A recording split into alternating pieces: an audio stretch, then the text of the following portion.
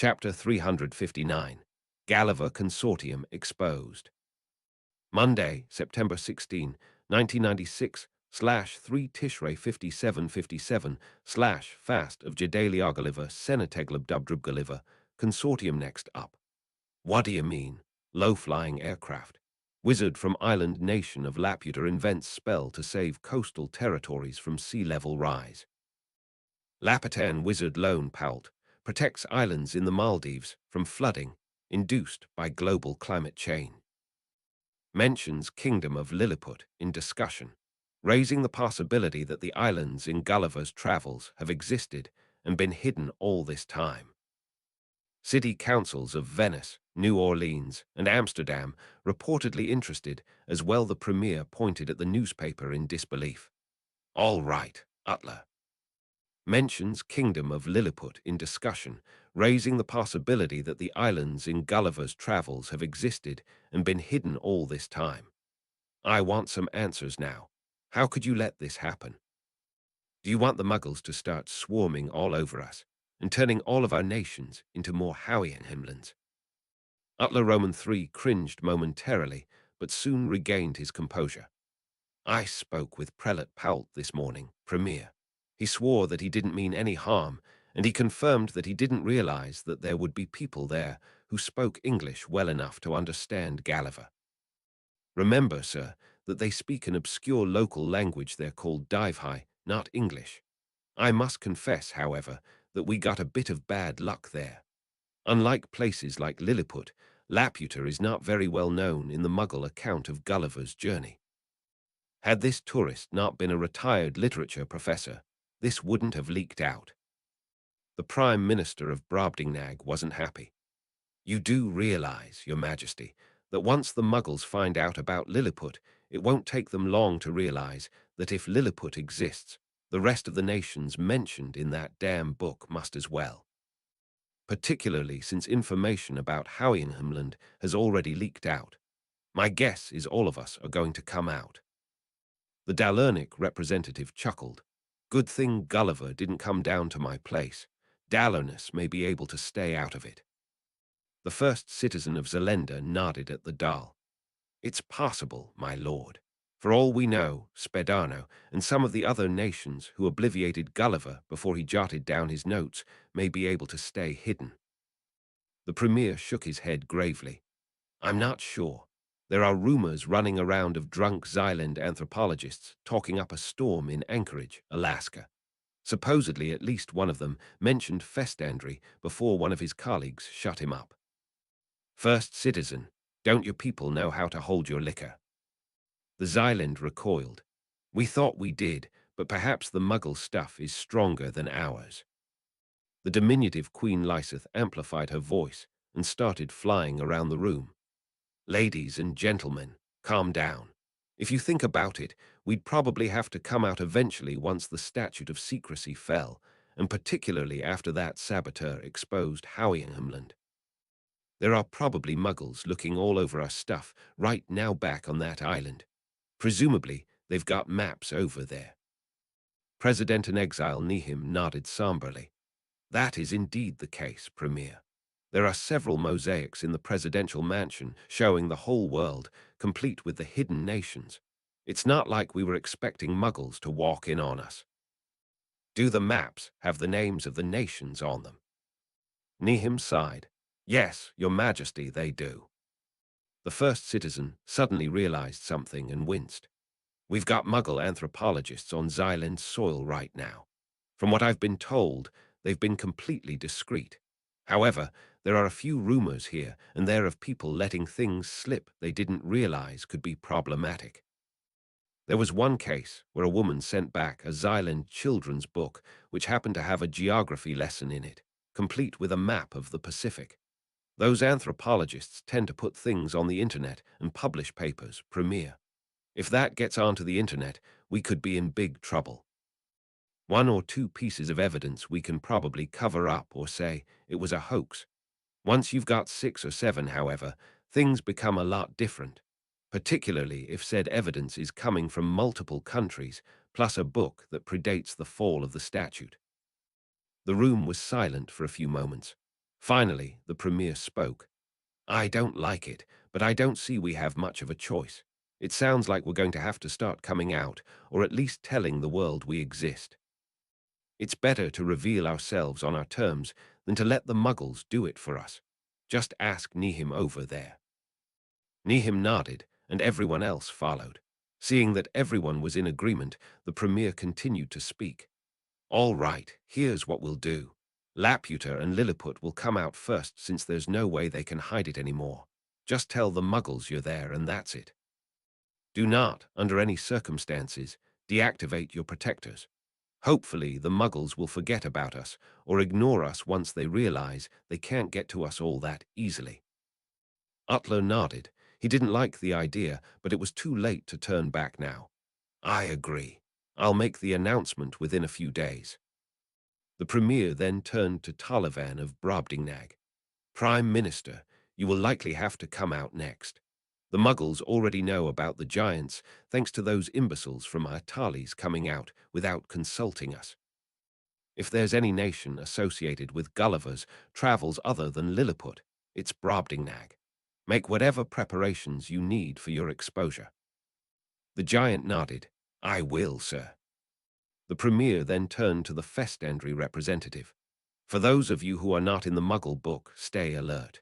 You can stay hidden for now. However, if evidence starts to leak out that may expose you, you are to come out. Is that understood? The other representatives nodded. Understood, sir. The Premier nodded. Then good luck, ladies and gentlemen. Make sure to brief your citizens before the exposure to make sure they don't panic. Meeting adjourned. Jerusalem. Samuel looked at the rabbi in confusion. What do you mean, it's a fast day? I thought Yom Kippur was next week. The rabbi explained. It's the fast of Jedaliah, Holy One. It commemorates the fall of the last significant authority figure of the classical Jewish state back around the time of the founding of John Paul's sect. Samuel grew even more confused. It commemorates the end of the Jewish state. That doesn't make sense, as we've got one right now. What's wrong with this one? I don't think we need the fast anymore if that's the case. If you want an extra fast, you could do it on 3 Tammuz, Judgment Day. If you want another renunciation event, the whole week is dedicated to it, so you don't need to add anything there. I don't get it. Holy One, we fast because Israel is not a theocratic state of the form you were familiar with in the Bible. Besides, many people keep the fast as a tradition linking them to the past. Samuel shrugged. I don't see what the problem is. This one seems to be working pretty well, especially since the Arabs and the Jews aren't fighting each other as much anymore. Mikkel Oved, supposedly, is helping keep things under control. The rabbi looked a little flustered. It's become tradition, like the second day of Rosh Hashanah and the other holidays. Samuel thought for a moment. Maybe we can make it optional for people of your sect. Is this fast day observed by most Jews? No, Holy One. Only the more observant ones know about it. Samuel breathed a sigh of relief. All right, we'll say it's optional and advertise it as a miniature Yom Kippur where people meditate on what they discovered over Rosh Hashanah. Is that all right? The rabbi nodded. I guess. It maintains the tradition and it fits with the theme. Good idea, Holy One. Samuel nodded and floated away with the interpreter. It didn't take long, however, until he saw someone in Muslim garb explaining he wasn't going to be eating anything either. Confused why one of the Muslims would be observing this odd fast, he asked the man for clarification. The Muslim jabbed his thumb in the direction of the departing rabbi. The Jews gave me the idea. If they're going to fast, I will as well. It's easier for me since I'm accustomed to dealing with Ramadan. You do realize, sir, that the fast is somewhat obsolete because the state of Israel has been brought back. This classical Israelite political leader no longer needs to be mourned. Oh, it's not Jedaliah. To be frank, a lot of us are a bit miffed that you've allowed female clergy, and we decided to have a one-day fast as a protest.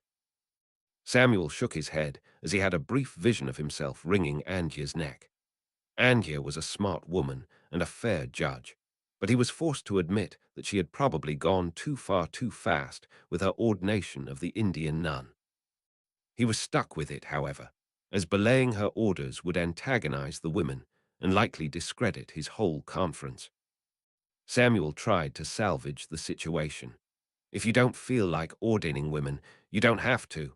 Only those comfortable with the practice will likely do so. The Muslim frowned. But will we still have to listen to their rulings? How will we be able to participate in services if everything's on the women's side of the curtain? I must say, I'd find it a lot easier if my services were being led by a man. Ask your wife or some of the other women, sir. How did she handle services when you were leading them?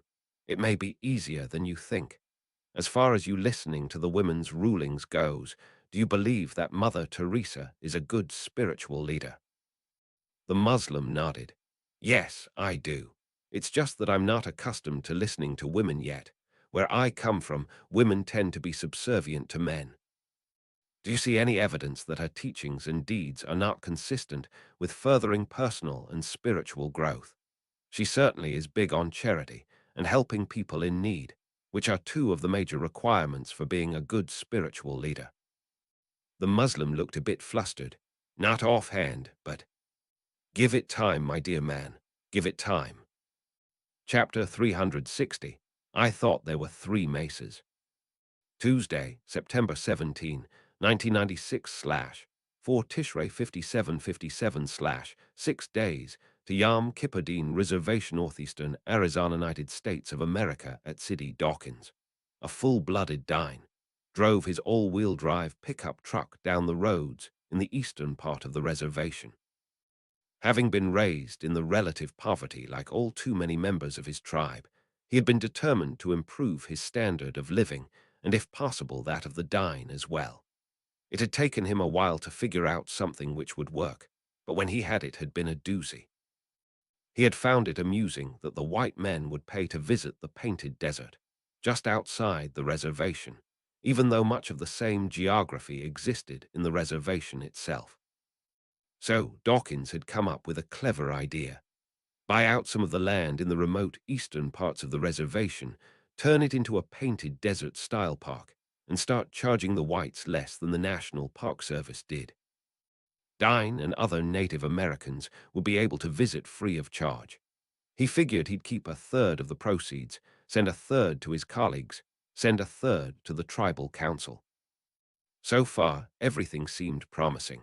A few whites had come and visit, and word was starting to leak out. The only difficulty he had was convincing the people who owned parts of that land to come on board with his idea. Doling out a third of the income in exchange for strangers exploring their land had solved that problem, however. He had found that adding roads to the area had been easier than he could have ever imagined. By sheer luck, he had stumbled across a witch shortly after he had started exploring. The woman had seemed amused when he mentioned his plan to her, and he was astonished to find that she would do everything she could to make it easy for the Muggles to visit the area. He had been a bit skeptical at first. However, the witch had been true to her word. He didn't know what the new roads had been made of, but they were there.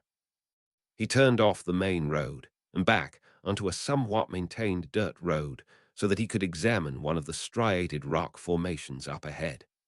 This region looked like it would be a good place for him to try to expand the park into. He needed to find who owned it, however, and at least get the person on board. He had been musing over how much he'd have to shell out for this new owner when there was a tremendous flash. Swearing, he slammed his foot on the brake, which proved to be a wise decision. This was because the road, which had been running straight as an arrow, had suddenly taken it upon itself to turn about 90 degrees to the left. The packed dirt in front of him had suddenly turned into a large stand of yucca plants, which would have punctured even his tires. He stared at the plants in disbelief. What the hell was going on here? He turned to look back at the rock formation in front of him and received an even larger shock. The rock formation had disappeared. In its place was a tremendous butte, probably large enough to be considered a mesa in its own right. He could have sworn he'd never seen anything like that before anywhere in the area. Then again, he could have sworn that roads didn't abruptly turn either. He examined the mesa more closely and was astonished to discover that it was inhabited. He could see lots of buildings on it, several of which looked like they had been taken out of children's stories. He saw several multicolored specks moving around between the buildings, presumably wondering what had just happened. This had to be magic, he thought, and he suddenly found himself forced with a difficult decision: stay or go. He eventually decided to continue on and visit the new rock formation. From what he'd seen of the wizards and witches, they seemed to be decent people. He debated bringing his gun, but decided against it.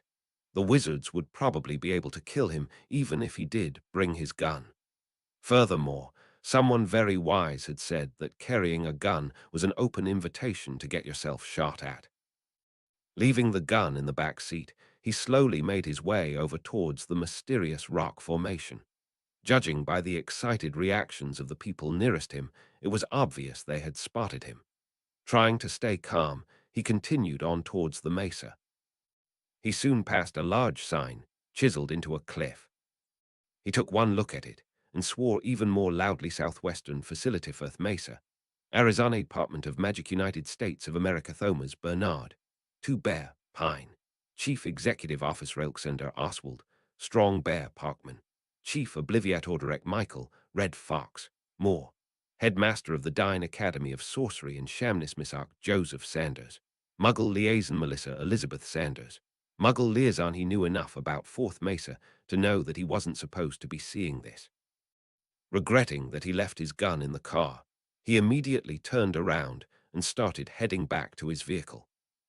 He had barely taken 3 steps when there was a flash of light and 3 people materialized before him. 2 of them appeared to be Dine like himself, or at least partially Dine. The third appeared to be a white man who had been clinging onto the arm of one of the other 2 people. Dawkins jerked backwards, trying to figure out how he was going to get out of this without being obliviated or worse. The men seemed to understand his reaction and raised their hands to show they were unarmed. The white man spoke. "Good afternoon, my friend, and welcome to Fourth Mesa. I'm Isaac Sanders, Head Muggle Liaison Officer. I also serve as one of the Muggle Studies teachers at the Dine Institute of Sorcery and Shamanism. How can we help you?" Dawkins got very wary. "Well, for one thing, you can help me by letting me escape with my life. I didn't mean to intrude, gentlemen. I know I'm not supposed to be seeing stuff like this, and I know that roads aren't supposed to reconfigure themselves spontaneously so that big mesas can appear out of nowhere. If you don't mind, I'll just walk away and promise not to reveal anything." One of the Native Americans laughed. "Don't worry, good man. After much deliberation, we've decided to reveal Fourth Mesa to the world. Don't think of yourself as someone who's stumbled across a secret base. Think of yourself as our first Muggle visitor." Dawkins tried to take this all in. "You're actually coming out. You're letting the Muggles see you now." The second man nodded. "Yes, sir. I'm 2 Bear, head of this facility. The head of American Wizarding Internal Affairs just announced that each of our facilities may reveal itself to the world if it so desired. Considering that we were the first facility involved with the Super Bowl breach, I figured it would be appropriate for us to come out." Sanders nodded and pointed at the third man. "Prior to my receiving my position at the Institute, I worked for Blast Cola. I was the first person who saw the anomaly on the video recording and figured that it was a kid on a broomstick and not a bird. Several other people thought so as well, but all of them were obliviated.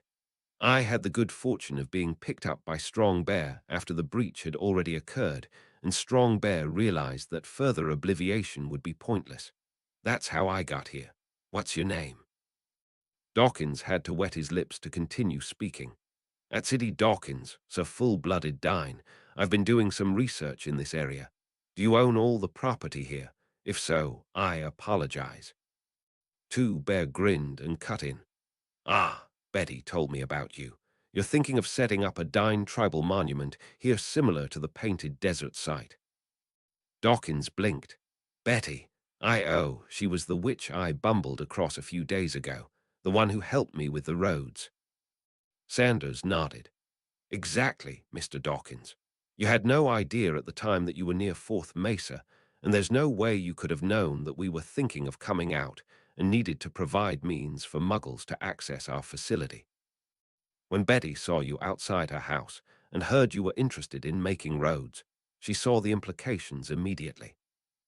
Sanders chuckled. I must say, having roads coming here is going to make things a lot easier for my wife, who is due have a baby in less than 3 weeks. When you're that far along, apparition and flu travel are both too dangerous to use.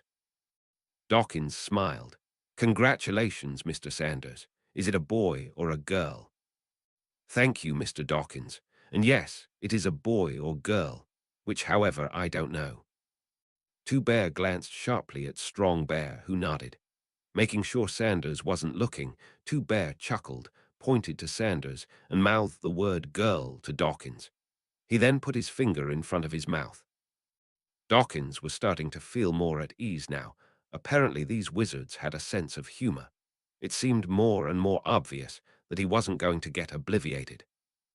Feeling a little bolder, he asked the wizards if they could do anything to help support his business venture, possibly by making the scenery around here prettier.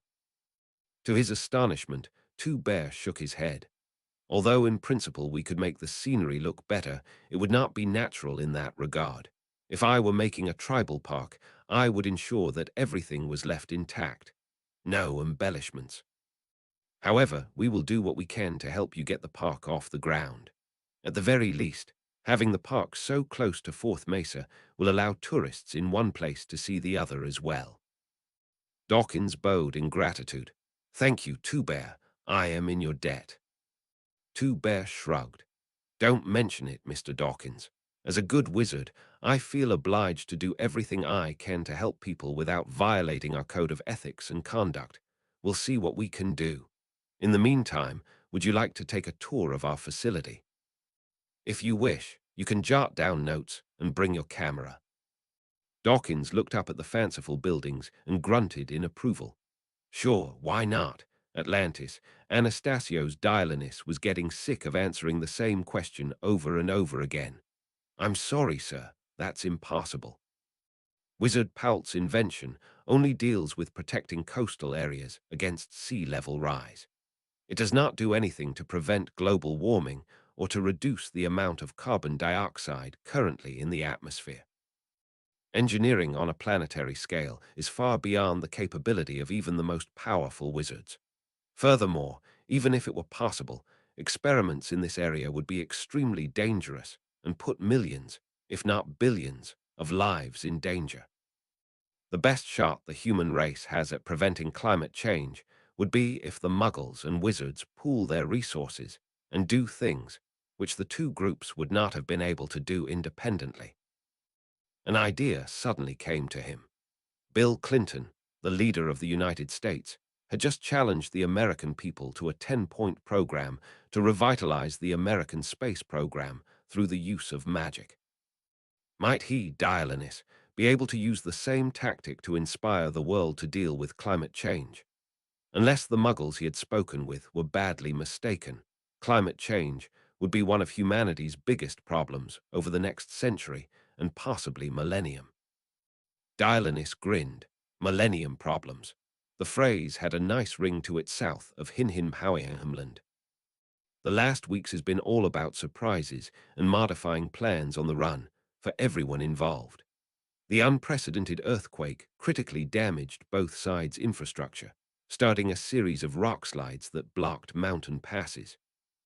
The settlements themselves have suffered remarkably little, courtesy to the magically aided woodcraft and stonemasonry traditionally used in the Centaur lands.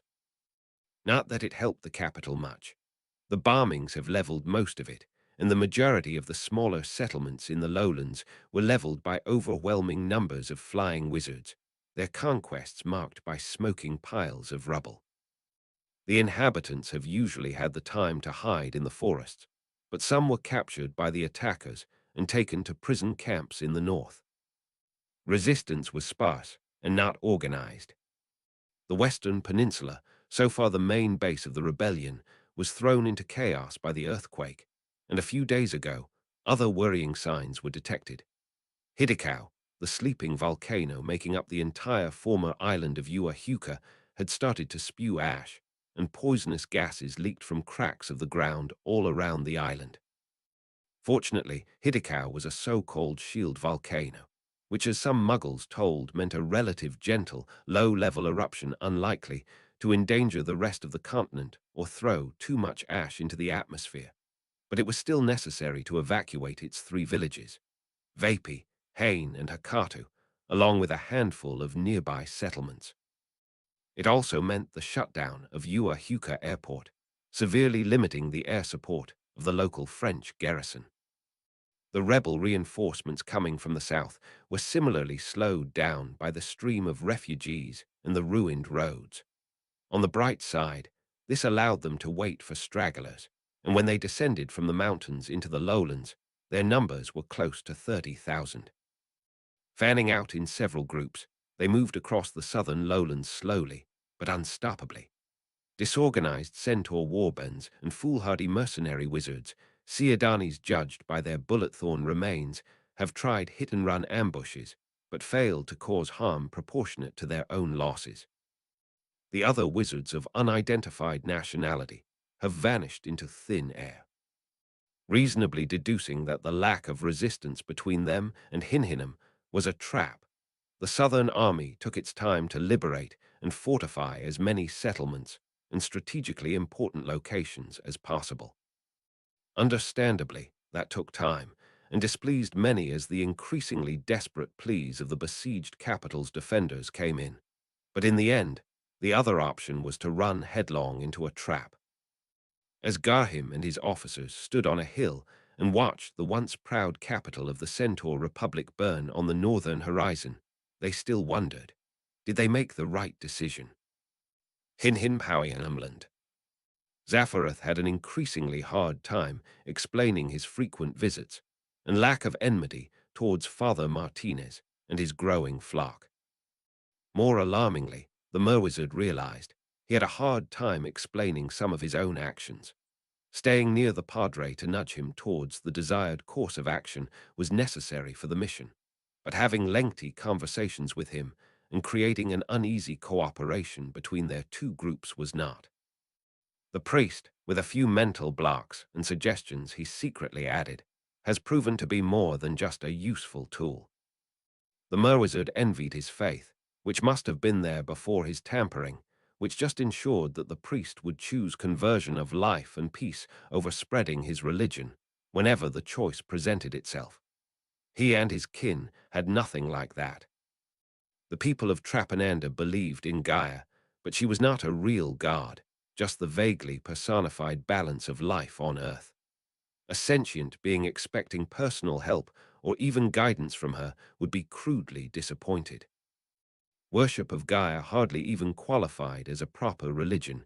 It was more like a not spectacularly successful spiritualization of Trapananda's mission. And while it was good for that, life, all life, is in the service of life, didn't sound half as good as some of Christ's teachings. Nazca, Desert Peru. Avernus Kelthers flew over the desert, looking down at the Nazca lines illuminated by the last rays of the setting sun. He thought he wasn't noticed by anyone, and when a Merwizard of the Watch thought so, he was usually right. He flew at a low altitude to fool any possible Muggle radars.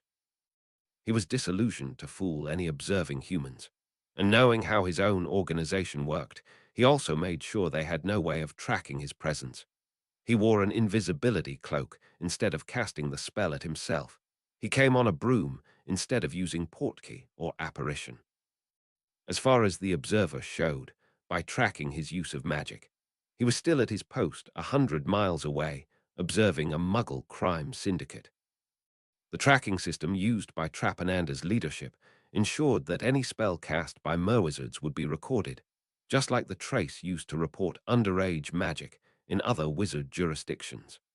This, combined with priori incantatum in ambiguous cases, enforced a total control over the Merwizards. That would end tonight. For the observer to work on a global scale, extreme solutions had to be applied. The core device itself was in Trapananda, but it required two focal points to work. One of them was under a magically hidden moe in the Easter Islands.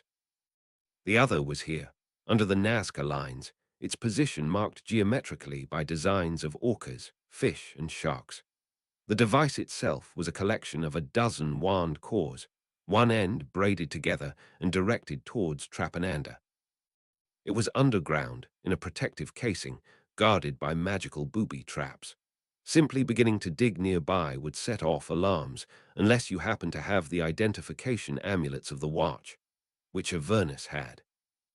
After shoveling for a while, he approached a layer, which could not be crossed without the appropriate spells.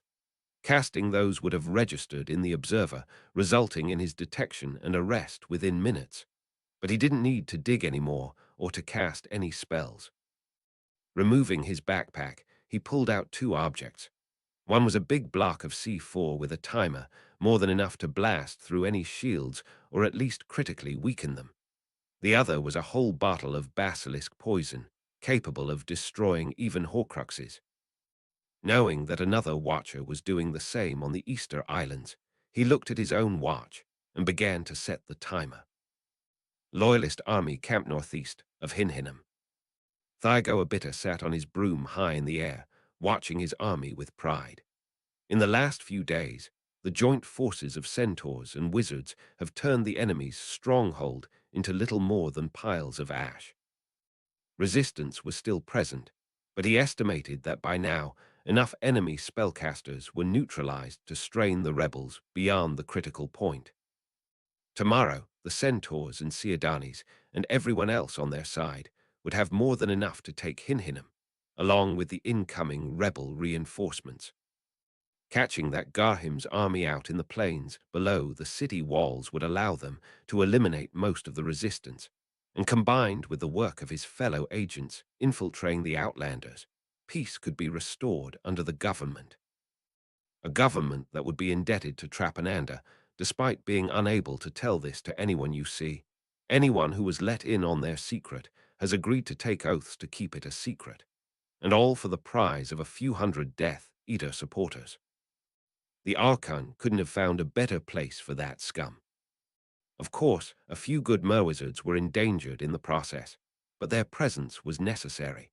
The fools in the Penal Legion lacked the ability to summon patronesses, so a few dozen non-dark mages had to be assigned as communications specialists, doubling as political officers.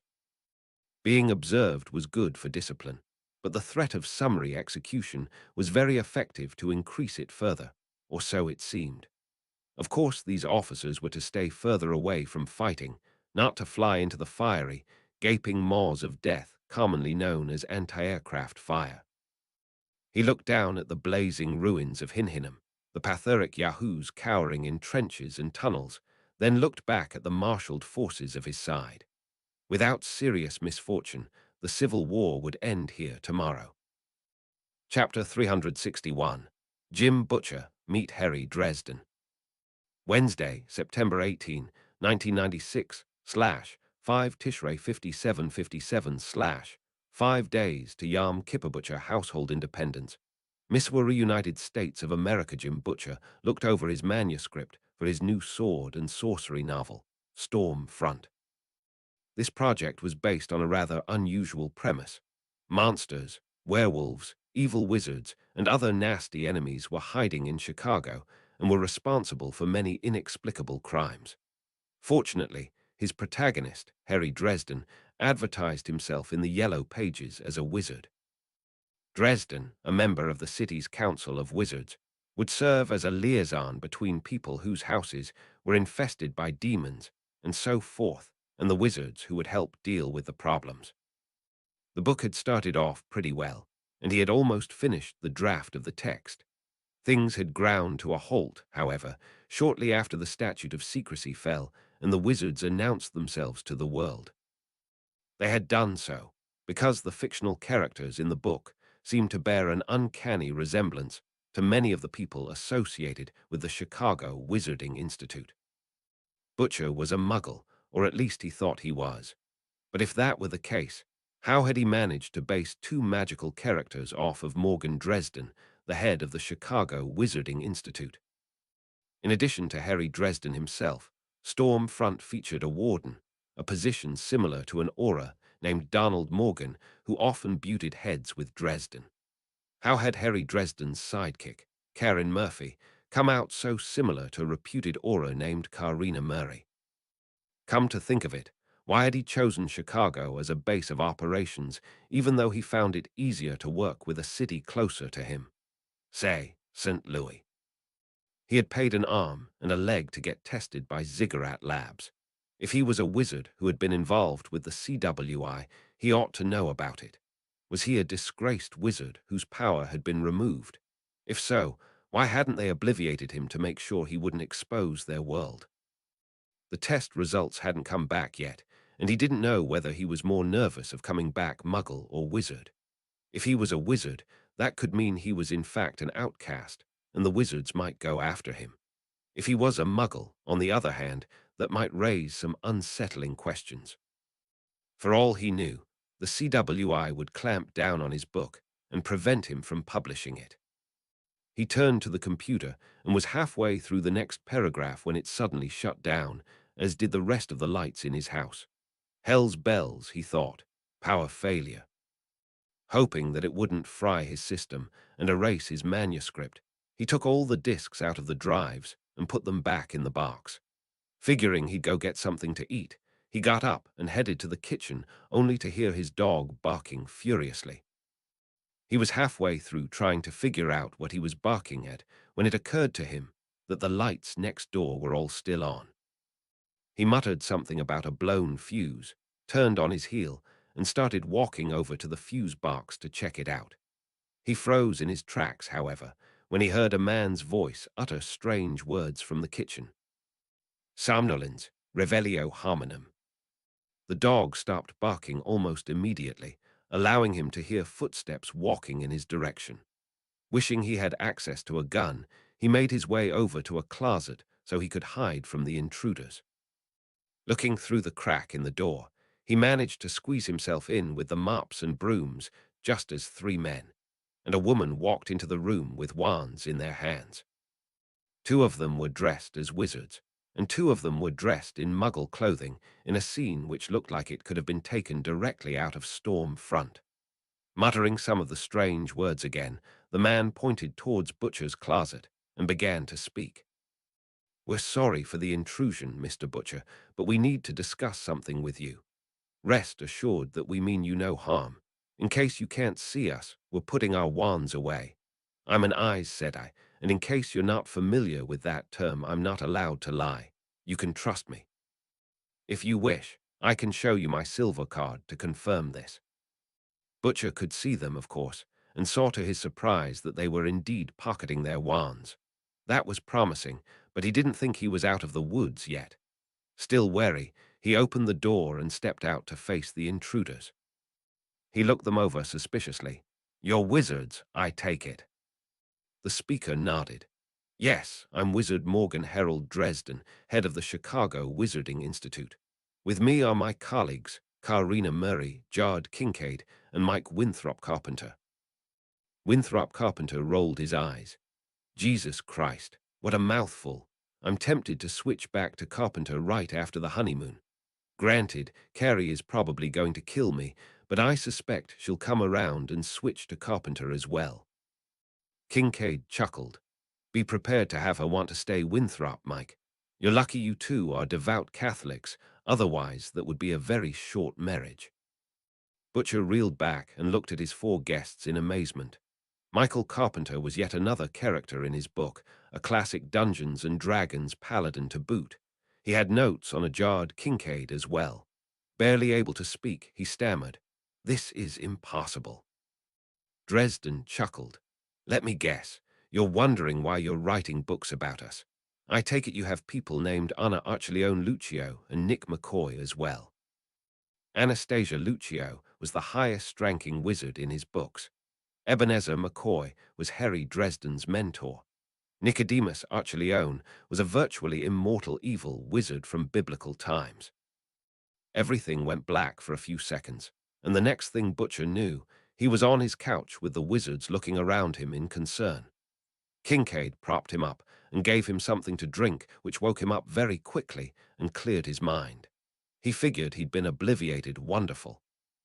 Then again, had he been obliviated, why had he been allowed to keep the knowledge that one of these men had been named Kincaid? Was that left over from the books? Dresden knelt at his side. "Sorry about that, Mr. Butcher.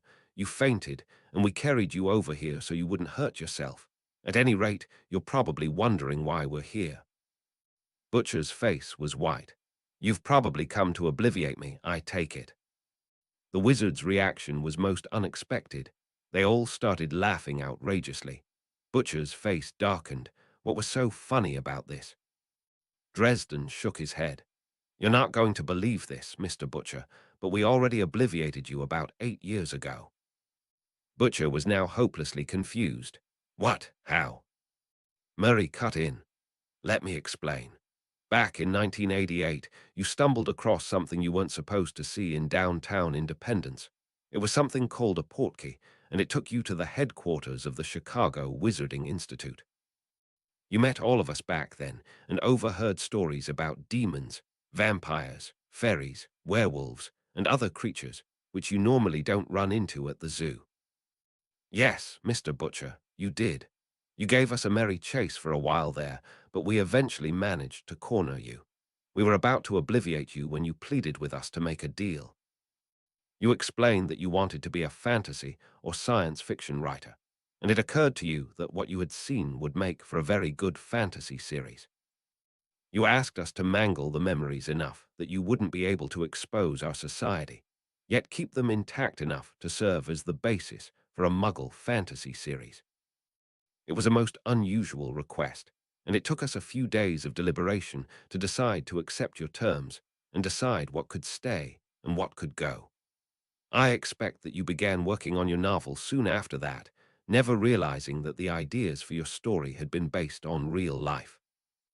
Butcher put his hands on his head and began shuddering. "Yes, it was 1988, but how?" Winthrop Carpenter chuckled. "God and magic work in mysterious ways, my friend. If you want, we can go back to the CWI and replay the interview for you. I was a new hire at the time, so I wasn't in the room with you. A lot of the rest of these people were, though." Butcher tried to make sense of what was going on. "Wait a minute. If you're taking me back to the CWI, are you going to obliviate me again, this time for good?" Dresden's response nearly knocked Butcher back into unconsciousness again. "No, we're not. You may not realize this, but the Chicago Wizarding Institute is about to come out and reveal itself to the Muggles. Fourth Mesa in Arizona has already done so. I suspect many of the other facilities will follow." Murray continued. "In fact, one of the reasons we've come here is to apologize for obliviating you and offering you a position as our Muggle liaison and news correspondent. You're the Muggle who knows the most about the CWI, albeit in a somewhat mangled fashion. To compensate you for the partial loss of your memories, you're going to receive a $100,000 signing bonus. Furthermore, as you must be a skilled writer in order to put yourself in a position to write fantasy novels, we're thinking of offering you a position at the Midwestern Arcane as a columnist. Your knowledge of the Muggle world will help prepare our wizards for more contact." Butcher thought about his mangled memories from Storm Front.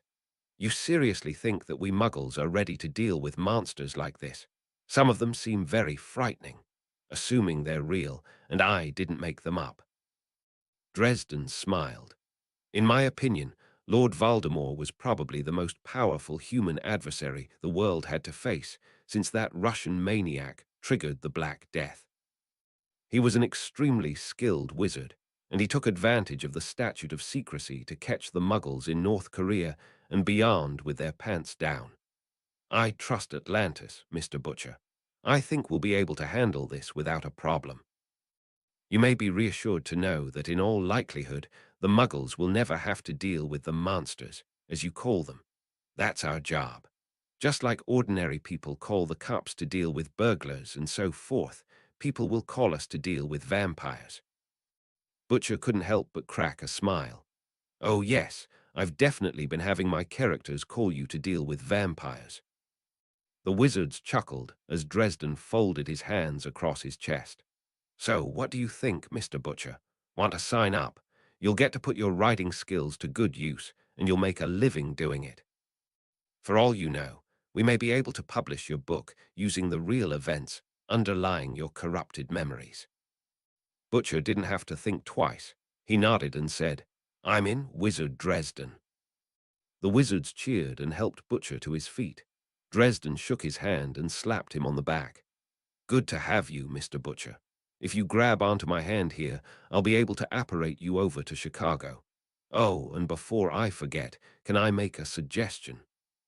"Sure, what is it?" Dresden winked. "Don't call me Harry. Nazca Desert Parrot 0100. A thundering explosion tore through the night, throwing a hail of pebbles and rubble high into the air.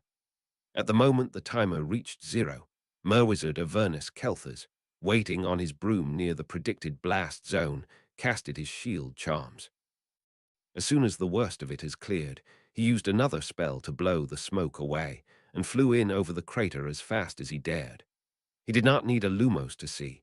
Down there, a scorched but obviously still functioning magical artifact glowed with a bright red light. Unscrewing the bottle of basilisk poison, the Merwizard positioned himself over the lights and poured the foul liquid. He heard the angry hiss as the world's most powerful magical poison ate through rocks and reinforced casings alike, and the red light flickered and disappeared. Counting the seconds ever since the explosion, he quickly summoned a pillar of fiendfire into the crater just to be sure, then apparated away. Observation, Voltrapananda. The great chamber with the globe was a place of utter chaos.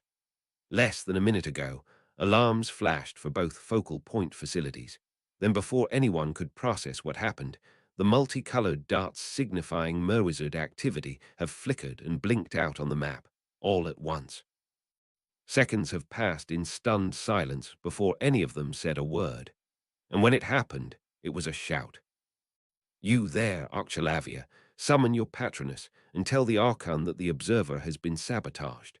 Jawon, Sashira, Earths with me. The rest of you, go get some more watchers and Portkey to the coastal safe houses at Easter Island and Nazca, turn human form, grab a broomstick and a cloak, and see what the hell happened there. Now, now, now." The magically amplified voice of Archon Izalas of the House Ewelis have drowned out other noises as it spoke, by the power of magic audible in all the caverns of the city-state. "Merwizards of Trapananda, our realm is under attack by foolish outsiders. They can't comprehend our power, can't stand a chance against it, and can't be forgiven for provoking our retribution. Brothers, sisters, ready yourselves. The time to unleash our might has come." Too shocked to question her orders, the Watchers, most of them outranking Willa Whitespear and suspicious of her since her brother's fall from grace, obeyed and departed, leaving her alone in the chamber with the ones she called by name. The ones she could trust, her co-conspirators. Their plan was not overcomplicated, they left sufficient margins of error, and they had more than enough fallback plans. Tonight, the Archon would die. Hinhimt, 1100. So far, things went according to the plan. Lord Garhim's army had charged the enemy laying siege to the capital, and have already cut through most of their lines south of Hinhinham, depositing quickened infantry, Yahoos riding on centre-back, to hold critical positions. Currently, enthusiastic cries like "Fight them to the river" and "Make safe the city" rang in the fields surrounding the smoking city. Captain Taliesin, riding his broom low and overseeing his ground forces, complete with lumbering armored trolls, charging along the army, wasn't smiling.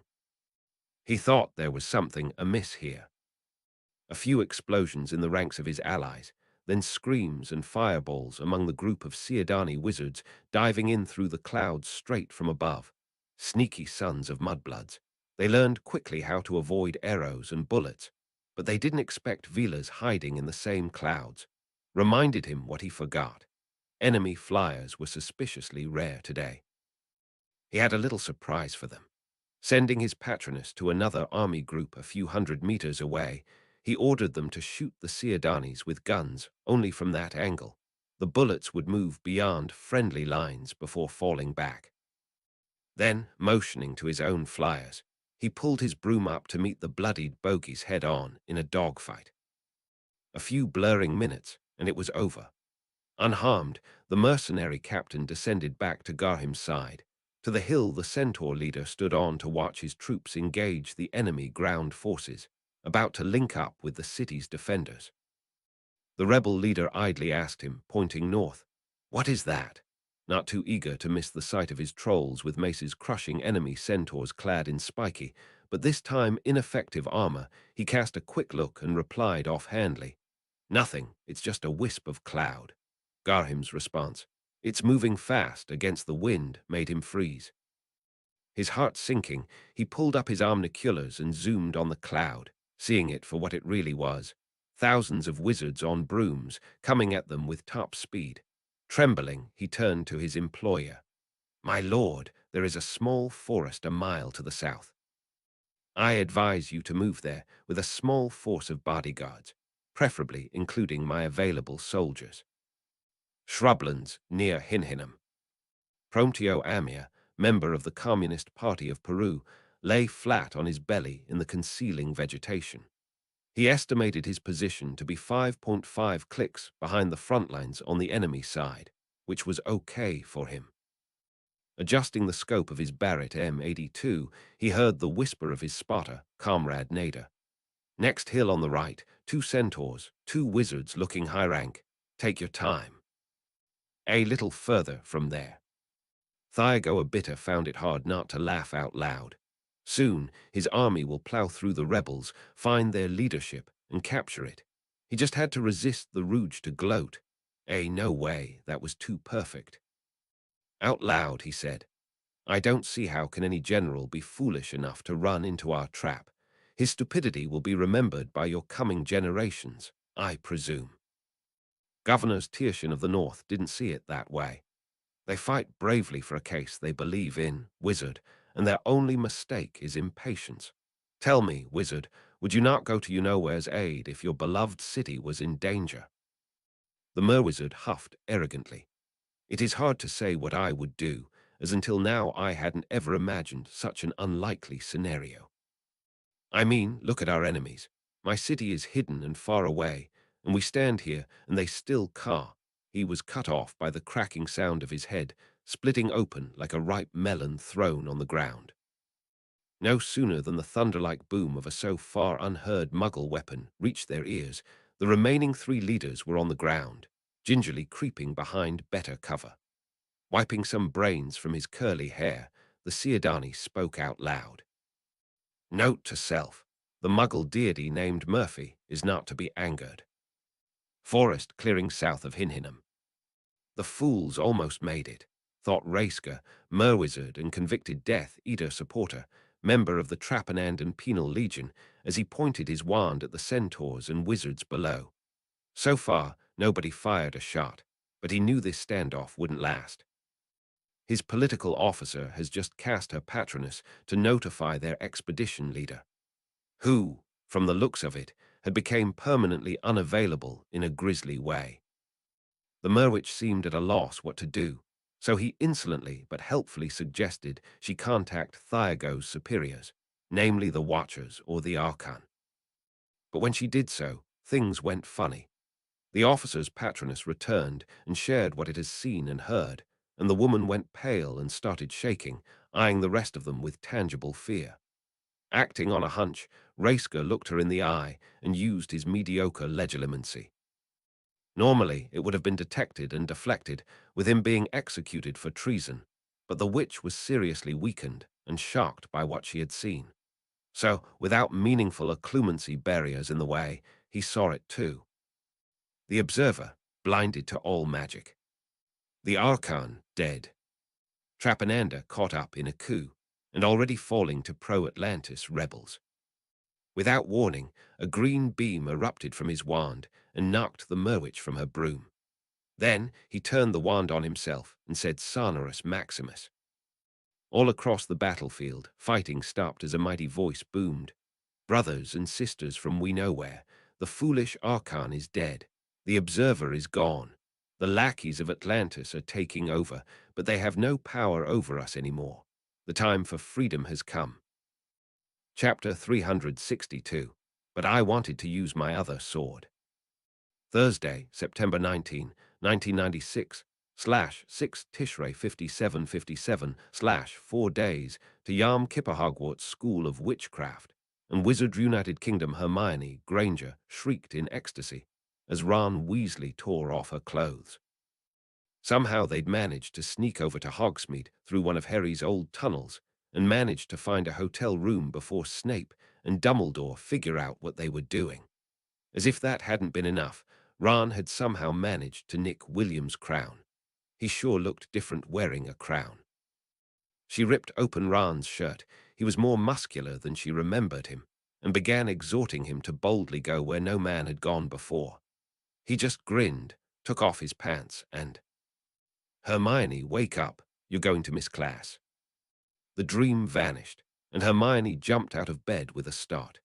Not sure whether to thank Lavender Brown for making sure she didn't get into trouble or to kill her for interrupting the dream, she got dressed in a hurry and headed downstairs. She felt different for some reason, much more grown-up. She couldn't tell if it was because of the dream she just had, though. She figured it out about 2 minutes later when she found herself in Ron's arms in the Muggle Studies classroom. Ron gave her a big kiss, one which made her wonder if she was still half asleep. The cake he presented her with, however, resolved the issue once and for all. "Happy 17th, Hermione. You can cast magic spells outside of class now, and for all I know, you can head to Hogsmeade whenever you want now." Hermione looked down at the cake. It was obvious that Ron had apparently tried to cook, and that it hadn't come out all that well, for one thing. The R in her name looked a lot like a P. She had a disturbing vision of George trying to help him out, in which case one bite would probably turn both of them into toads.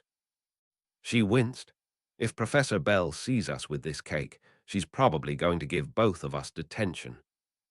Ron shook his head emphatically. "I don't think so, Hermione. You see, she helped us with it. I don't think she's all that good at it. She realized she'd written a P instead of an R just before she spilled frosting all over herself. If you're wondering why she's late for class, it's because she's cleaning herself up." Hermione looked around. "Where's Harry?" Ron rolled his eyes. Snape gave him detention again for yelling at him to put him back in potions. I hate that greasy old git. Snape knows all too well that Harry wants to be an Auror, and he's probably beside himself with glee that Harry didn't get a high enough mark to get into Snape's newt class. Hermione groaned.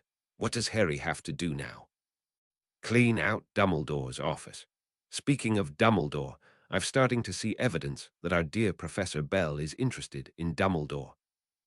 Hermione stared at him. Bell tried to snog him or something like that. Ron's face reddened as he envisioned that. Not that I've seen. However, she has been watching him a lot of late and doing so with great interest. Hermione laughed. "Ron, Dumbledore is probably a good 90 years older than she is. I've heard of dating older men, but that is ridiculous. Who is she going to go after next, Flamel?" Ron chortled. "I doubt she'd go after Flamel because he's married and he has his wife on the staff. However, there's always Hugh. I've seen her glance at Wung and Hugh a few times, but not nearly as much as she does with Dumbledore." Hermione couldn't believe what she was hearing. If a 90-year age gap is bad, I'd say 600 is. She broke off as she heard someone running towards the room. It was Harry, with Professor Bell in tow. Her hair was a bit disheveled, but she managed to regain her composure before she entered the class and began the lecture.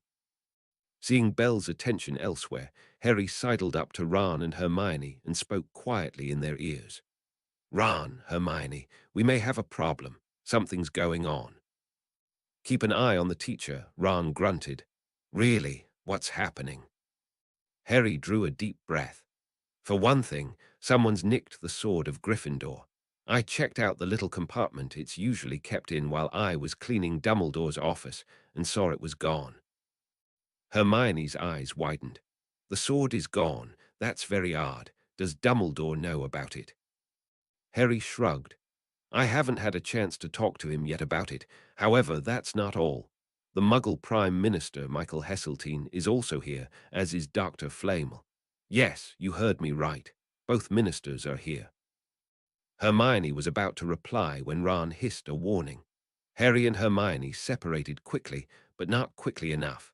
Gryffindor promptly lost 4 points, and several of the Slytherins started cheering.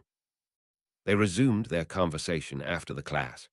With potions next, they needed to wrap it up as quickly as possible, as Snape would probably take 50 points from Gryffindor instead of 4.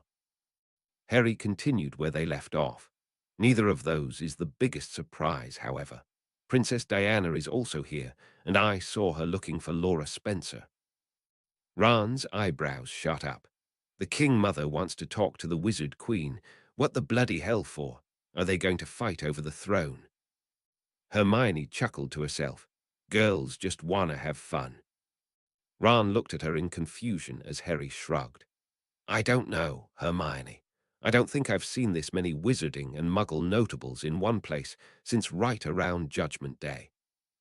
Then the light bulb went on in Hermione's head. It's got to involve the king. Why else would all of these people be here? Is he having trouble with classes? Are they going to kick him out? From what I've been told, he's doing fine. Lady Spencer and Wang are helping him out a lot, and he's also getting a lot of support from his fourth-year roommates. Ron shrugged. Maybe they're going to start letting in more Curly wizards now that they've seen that the king has been a decent student. Harry cut in. Like I told you, I have no idea what's going on. What you say makes sense, but it doesn't explain why Gryffindor's sword is missing. The tedium of potions was broken up when Dumbledore walked into the classroom and made an announcement to the astonished students. I apologize, Severus, for the interruption, but I need to make an announcement to the students. There will be a special ceremony at 6:00 this evening in the Great Hall. Wear your dress robes and be prepared to interact with Muggles. Snape nodded in understanding, and Hermione had the odd suspicion that the potions master knew what was going on. She didn't bother asking him, as he would probably just yell at her and deduct more points from Gryffindor. The students, naturally, started talking quietly to each other. One of the Slytherins claimed that Patricia Prince, a first-year who had befriended Mr. Windsor, had told her that she, Patricia, had seen William talking with Dr. Flamel. She wanted to learn more, but Snape had had enough. 2 points were taken from each talking Slytherin, and 5 points were taken for each chattering Gryffindor. The rest of the day passed in a blur. Various professors offered her congratulatory birthday wishes, and Dumbledore told her that she was now permitted to use magic outside of school, as if she didn't already know. As far as he was concerned, Hermione was now an adult. Granted, she didn't know how to apparate yet, but it was a good step. She ran into William a few times, who bade her happy birthday as well, but said he didn't want to ruin the surprise. Hermione blinked in astonishment. This didn't look like a case where Dumbledore was going to announce the school was going to accept Q wizards. It was obvious William knew what was going on and that he was in on the surprise.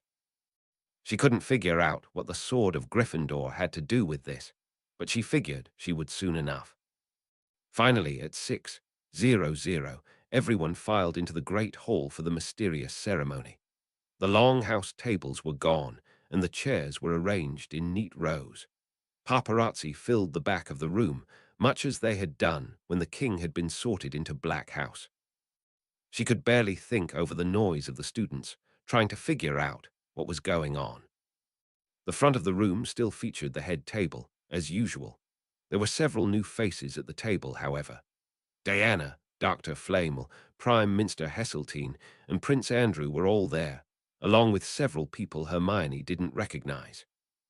That surprise paled, however, in comparison to the scene in front of the head table, where King William and Laura Spencer were standing.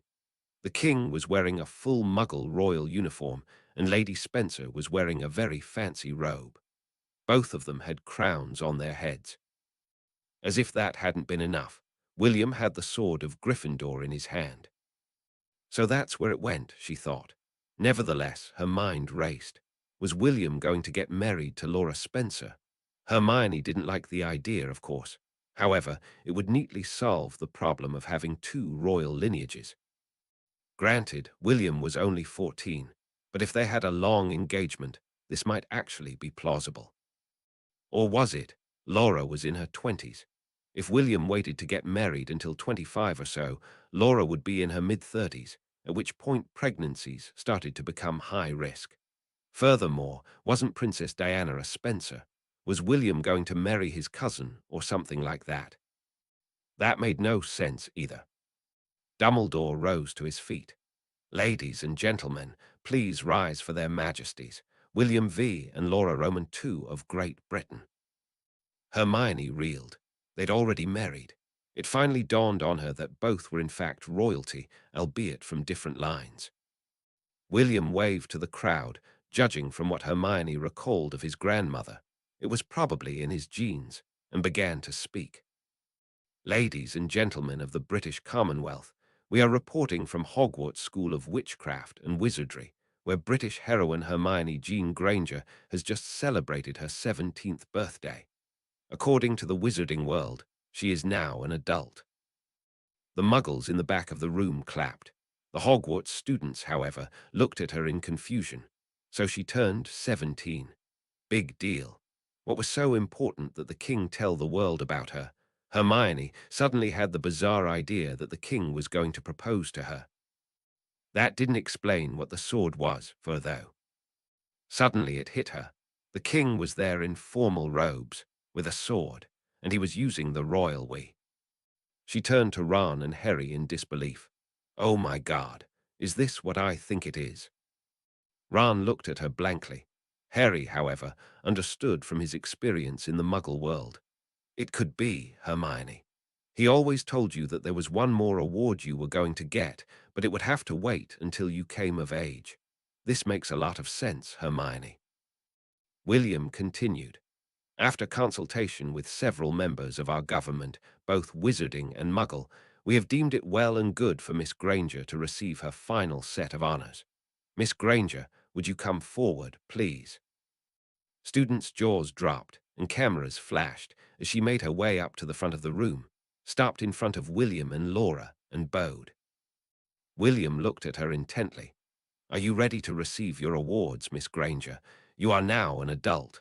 Do you deem yourself mature enough to accept this burden? Hermione looked at him and nodded. I am, your majesties. William nodded, lifted the sword, and spoke one word which caused the entire room to gasp in unison. Thinking the whole scene was just surreal, Hermione fell to her knees. Reaching out with the sword of Gryffindor, the king tapped her lightly on the shoulders. Lifting the sword into the air, William was able to get one sentence out before the entire room erupted in cheers. Rise, Dame Hermione Granger, first Countess of Hogsmeade. Hermione stared at him in disbelief as she rose to her feet and shook William's hand. Taking advantage of the cheers of the students, she was able to mutter something to William. You made me a noblewoman, Will. What the bloody hell am I supposed to do now? William shrugged. It's more ceremonial than anything else. You'll get free housing in Hogsmeade, of course, and people will start paying you rent. In theory, you could serve in the House of Lords. That might actually not be a bad idea, Hermione. We need more members of the government familiar with both the Muggle and Wizarding worlds. Laura laughed and looked at the king. You know, William, you hit it right on the head. She reacted exactly the way you thought she did. Let's finish the ceremony.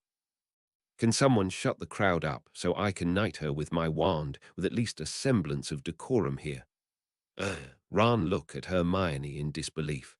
Bloody hell, Harry. At the rate things are going, I'm going to be a count or something like that. Ginny looked at him and chuckled. I just had this vision of George complaining that you don't even know how to count. Harry laughed as well. Then his own eyes widened when he realized that if all of the current relationships survived, he'd married to the sister of a count. Would that make him a nobleman as well? Rance suddenly gasped in shock and turned to Ginny. Can you imagine our mother's reaction to this? She went nuts when I got the prefect badge. Now this. Judging from the expression on Ginny's face, it was obvious that she could imagine Marley Weasley's reaction. Trying to salvage the situation, he looked up at the head table with a sense of relief. Think of it this way, my friends. I doubt you'll ever hear Draco Malfoy and the Slytherins calling her a mudblood ever again. Chapter 363, Foxwood's Fallacies.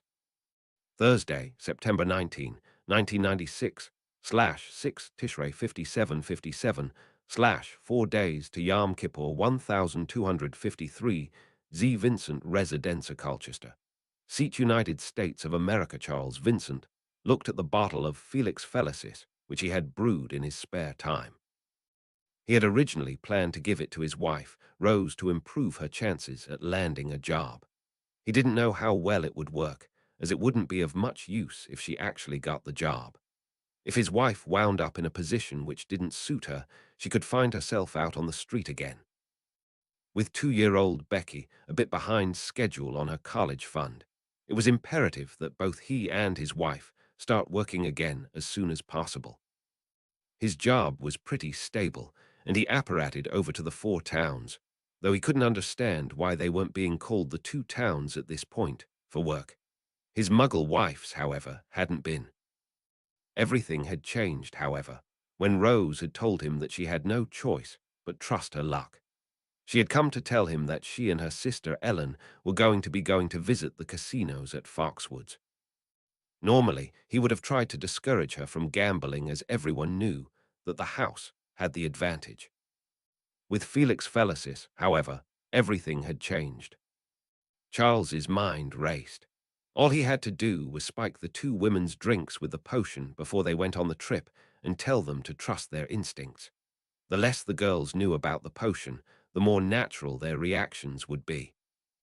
They would truly believe that they had just gotten insanely lucky, which would in fact have been the case, and not pass it off to anything magical or illegal. Rose knew her husband was a wizard, but she didn't know that his magic extended to giving her unusual amounts of luck. The more he thought about it, the more he was convinced Foxwoods was going to fall for it.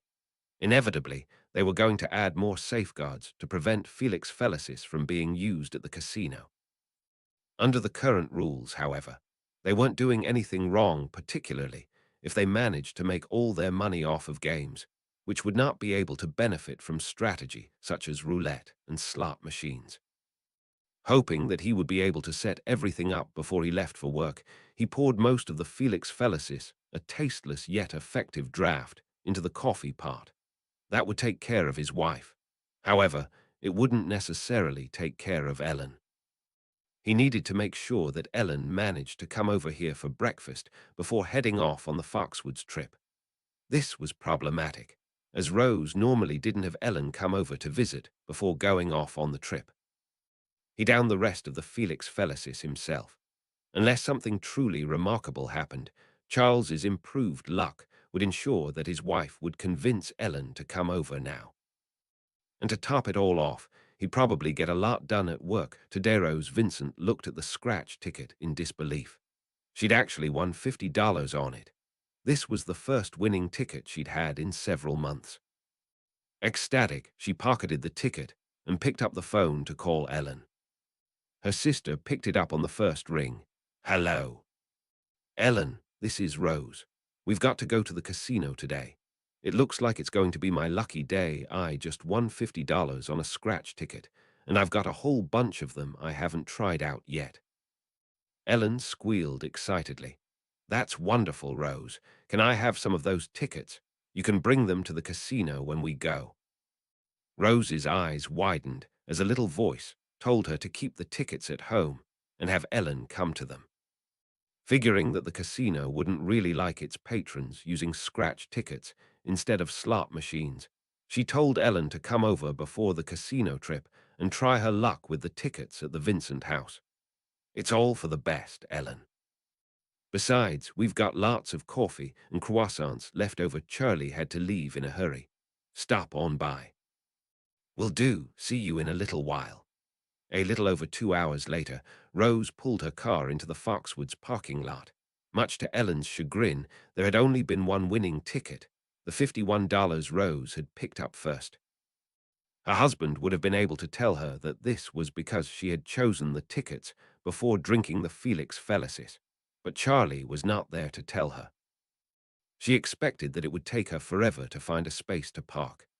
However, she caught an unbelievable break when someone pulled out of a spot right near the entrance. She squealed in delight as she parked, exclaiming that she wouldn't have to worry about misplacing the car in the lot this time. They agreed to only spend $100 each in the casino. Since all gambling institutions favored the house, they could hope for a big windfall, but had to act under the assumption that they were going to lose a large portion of their wager. The little voice in Rose's head told her to try out the roulette wheel while Ellen walked over to the Texas Hold'em table. The problem with roulette, Rose, though, is that you couldn't really figure out which number to pick. It's not like there was a real strategy to determine which one would come next. However, this time she seemed to have her instincts working for her. They had discovered the winning scratch ticket first, and they'd somehow managed to convince her to drive around until that parking space opened up right in front of her. She decided to start out conservatively, put $5 on the first 12. The host spun the wheel and dropped the ball in, and the ball bounced around for a while before settling on the number 4. So far, so good, she thought, already up $10.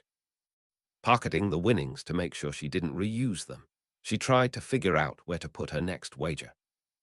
The little voice in her head told her to look at the 1921 row. Shrugging, she stuck another $5 on 1921. The host spun the wheel, and the ball landed on 20. This was getting serious, she thought. She was wondering if she should stop at this point, now that she was up $65. However, the temptation to keep on going was too strong. Hoping that she wasn't coming down with a gambling problem, she pocketed the extra profits and looked over the board again. Where should she go next?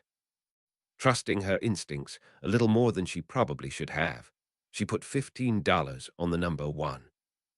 Amazingly, a 1 came up. She was now up $530 on 3 spins of the wheel, and people she didn't know were clapping her on the back. Trying to restrain herself, she went back to putting $5 on 16, as did probably everyone else at the table. Not surprisingly, 16 came up, and everyone started screaming. She was now up almost $700 and realized that she had to stop now. There was no telling how long her luck would run. Trying to put herself out of her misery, she took the scratch ticket out of her purse and asked if the table would honor it. It would, and she stuck it on 0. Seconds later, the ticket was rendered almost invisible under stacks of chips. The host looked at her a bit strangely, and it suddenly occurred to Rose that they were suspecting her of cheating. She wasn't cheating, however. All she was doing was listening to the little voice in her mind, one which had gotten really lucky today. People cheered as the host dropped the ball in again. This time, however, the host pressed a button under the table to make sure that the ball suddenly switched direction at the last minute to fool the customer. It bounced around wildly for a while before settling on. Rose was now up almost $2,500, and she had just gotten here. On the other side of the table, the host looked at her once again, this time with deep suspicion. There had to be cheating going on here somewhere, but he couldn't see it. Then again, he was a good judge of facial expressions, and judging by the player's reaction, she had no idea what was going on. He thought about reporting it to the authorities, but eventually decided against it. Rose figured enough was enough. Squelching the little voice on her head telling her to bet it all on 9, she left the table to cash out her chips. She started searching the room for her friend just as the host shouted, 9. It didn't take long for her to find Ellen, as Ellen was surrounded by a large number of people. She was sitting in front of a slot machine, which was warbling a victorious tone. One glance at the display explained everything. Double super jackpot, double super jackpot, double super jackpot, double super jackpot. Rose hugged Ellen in amazement. Oh my God, you're getting lucky too. Look at that. How much did you win? Ellen could barely speak. Nodding weakly at the display above her, she said, I got the super progressive bonus. I don't know how I did it, but I did it. I check out this machine, put in a $5 bet, and kablam. Rose looked up and nearly fell over.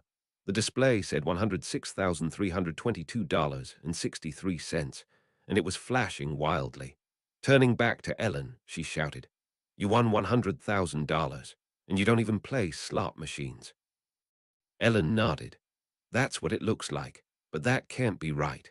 That can't be me. And as far as the slot machines go, there was a wait for the poker table, so I decided to check out this slot machine in the meantime. I'm not sure whether to quit now or try for the high-stakes poker. Rose frowned. Quitting may make a lot of sense, to be honest. However, I've never had a run like this before, and I doubt you have either. If your luck continues in high-stakes poker, you can make a killing. Ellen grunted. I suppose you're right. I'll tell you what, I'll save $80,000 and go to the high-stakes table with $20,000. I'll probably get in there before I get into the $1 table. How have you been doing? Thinking it was a bit anticlimactic after this, she replied. I went to the roulette wheel and somehow managed to win every roll. I'm up $2,500 and just quit. Smart move. Let's hope this high-stakes poker isn't a mistake. Rose grinned. Enjoy yourself. You're already up 80K no matter what. Anything you win here would just be the icing on the cake. The two women laughed as they walked over to the high-stakes poker room, where Ellen got into a $250/$500 table. Rose thought the diminutive woman looked out of place next to all of these tough-looking people. In fact, the man next to her was. No, it couldn't be. But it was. The host told everyone to go around the table introducing themselves, and the man introduced himself as Phil Helmuth. Rose frowned. Luck would only get you so far in poker, especially against top players like Helmuth who were masters at reading body language. On a whim, though she was starting to wonder if it was more than whim, Rose raced into one of the stores, bought a goofy-looking wide-brimmed hat which she thought would fit Ellen, and jammed it onto Ellen's head so that Helmuth couldn't read her as easily. The dealer distributed the cards, and Ellen looked at her hand. Ace of hearts, king of diamonds. Rose gasped momentarily and then shut her mouth quickly as to not betray the strength of her sister's hand. Fortunately, Helmuth was looking at his own cards at the time. Ellen raised to $1,000 on the deal. Not surprisingly, 5 of her competitors called, including Helmuth. That was unusual, especially in high-stakes, no-limit games like this. Rose began to realize that she was an amateur playing way out of her league here, and it wasn't just Helmuth. She had a horrible suspicion that Ellen would misplay her hand and blow everything very quickly. On the other hand, both she and Rose had been extremely lucky so far today. Perhaps their luck would continue here. With $5,750 in the pot, the dealer dealt out the flop, 3 of hearts, 3 of diamonds, and queen of spades. Ellen had to act first, and Rose fervently hoped she would fold as she hadn't gotten anything there. She looked at her cards, flinched a little, which Helmuth noticed. Any sane player would have folded. However, she placed her bet. 2 people folded. The next player called, and Helmuth raised. Ellen thought for a moment and called. The third player did as well. There was now $20,000 in the pot. The display above the table showed the players' hands where the players couldn't see them. Ellen had her ace-king. Helmuth had ace-3 of spades and had hit 3 of a kind of on the flop. The third player still in had queen of hearts and 10 of clubs. The turn came out 10 of spades. Helmuth now had a flush draw. The third player had improved to queens and tens, and Ellen had a straight draw. Ellen bet $5,000. Helmuth promptly went all in with no expression on his face whatsoever. The third player thought for a moment and called. Rose suspected that Mr. Queen 10 thought Helmuth had a pair of jacks and had figured Ellen probably had no idea what she was doing. Ellen looked at her hand and thought for a moment. Then, amazingly, she called. Everyone turned over their cards. Helmuth was in the lead with the 3 threes. Queen 10 needed a queen or 10 for a full house. Ellen was in big trouble. She needed a jack or she was dead meat, and that jack couldn't be a spade. The screen displayed the odds. Helmuth 83%, Queen 10 10%, Ellen 7%. The dealer dealt out the river, Jack of clubs. Ellen gasped, and Helmuth's eyes widened. Congratulating Ellen and hoping to see her on the World Poker Tour at some point, he got up and left the table. Rose watched as Ellen put $54,000 worth of chips in front of her. As if that hadn't been enough, the table director awarded her a $10,000 bounty for taking out Phil Helmuth. Rose tried to take it all in. There were 8 other players left at the table. How far was this going to go? It took 5 hours to eliminate all the players. When the dust had settled, Ellen had come out $600,000 richer. She spent the next 20 minutes talking with casino officials and signing autographs. Finally, after a long day, she turned back to Rose, who was starting to wonder why she had chickened out so quickly at the roulette wheel. Ellen looked at the table in disbelief. "Can you believe it? What the hell is going on here?" Rose frowned. "I don't know. I'll ask Charlie, maybe he can explain. You've got to admit this is not normal." Ellen nodded. "Indeed, it is not. I'll take it, though. You want to see if your luck keeps on holding. How much money do you have left?" Rose thought for a moment. "I've got $2,500. Maybe if I keep $2,000 and gamble $500 more, I may get another break. If Charlie did do something, it may be a good time to take advantage of it." Z. Maynard, Residenza, Texas City, T's United States of America. Lawrence Maynard needed money in a hurry, and he knew exactly where he was going to get it from. The newspaper had mentioned that a fantasy author in Missouri had been contacted by the Chicago Wizarding Institute, the North Central headquarters of the American Department of Magic. The article explained that this man, Jim Butcher, had apparently been writing a book based on memories which he had accidentally uncovered when he encountered members of the CWI. When the Auras finally tracked him down, he managed to make a deal with them which would mangle the memories enough to let them serve as a basis for his novel. The novel, featuring a wizard detective named Harry Dresden, who had presumably been a mangled version of CWI Chairman Morgan Dresden, was going to be published as fiction and sold in the fantasy section. The most interesting part, however, had come later. Once the CWI had come out, the Auras had returned to Butcher to apologize for his obliviation. The author had been offered a position as the CY's Muggle liaison and had been granted $100,000 in compensation for the obliviation. Maynard's mind raced. How many more people had the wizards obliviated over the years? If this author had been entitled to $100,000 with his memories partially modified, how much would someone who had been completely obliviated be entitled to? $300,000, $500,000. Maynard had to admit that he had no evidence to support his claim. However, the lack of evidence was something which was not inconsistent with an obliviation. He was certainly a prime target for obliviation. After all, the big thicket facility was in his state, and God knew what those WSC goons had been doing before the statute of secrecy fell. It would be up to the defense to prove that an obliviation had not occurred, which could be quite difficult. That didn't mean that he couldn't get involved with a lawsuit sponsored by someone who was convinced the wizards had tampered with his memory. Steve Carrillo, a construction worker who had been living in San Antonio for the past 5 years, had already announced that he was going to file paperwork for a class action lawsuit against the wizards. Carrillo had nearly alienated his wife over repeated claims that aliens had abducted him, taken him away in their UFO, and done terrible experiments on him. He had eventually managed to convince himself that it hadn't happened and that he had suffered from some traumatic disorder which had tampered with his memories. Everything had changed, however, after the wizards had come out and started flying around on their brooms. The photographs of the wizards zipping around the sky casting beams of light from their wands resonated very strongly with Carrillo's memories of the reputed alien encounter.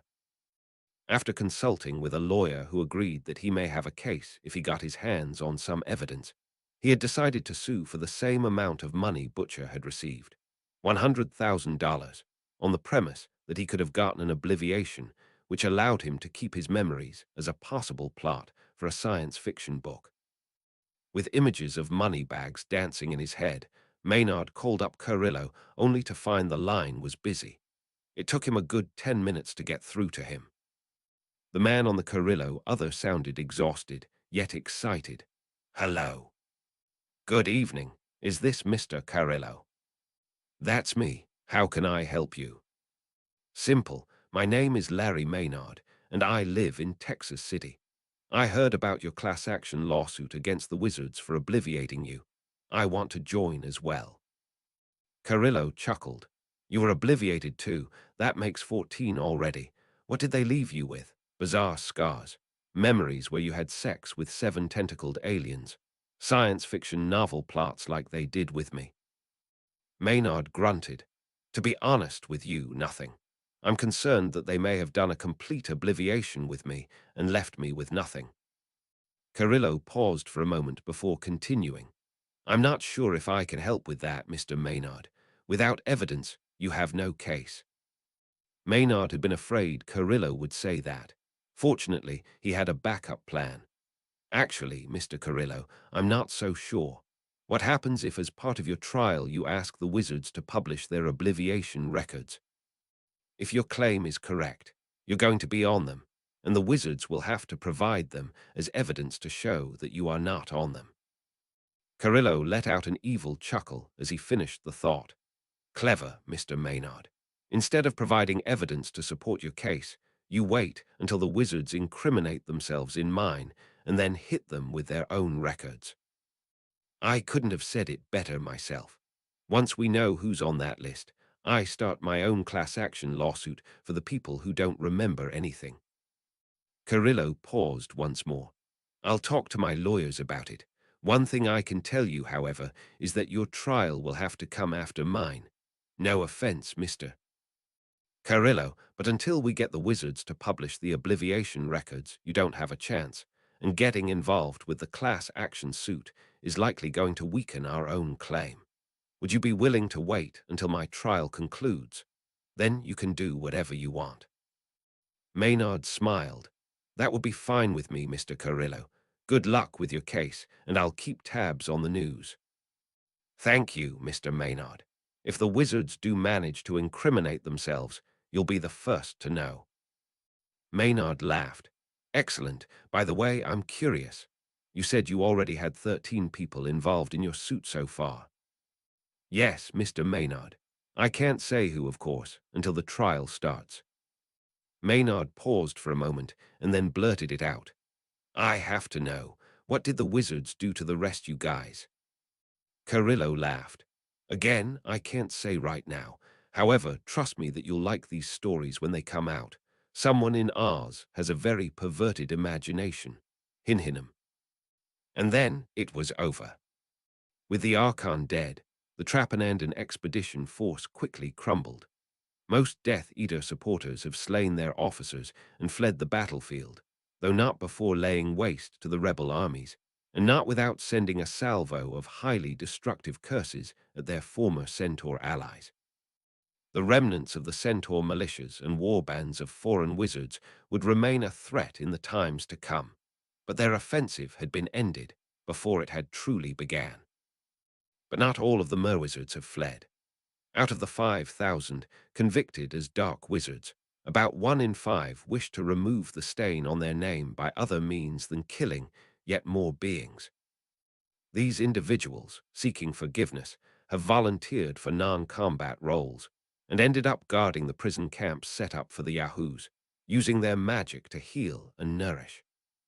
When a great host of pro-Atlantis merwizards arrived a day after the coup, when they have managed to secure most of Trapananda, with the exception of a few isolated strongholds where the old regime's most fanatic supporters made their last stands. They found these atoners at their assigned posts, where they were allowed to stay under supervision. With both the expedition leader and the Archon, along with his inner circle, dead, the original plots hidden in the mission were lost forever.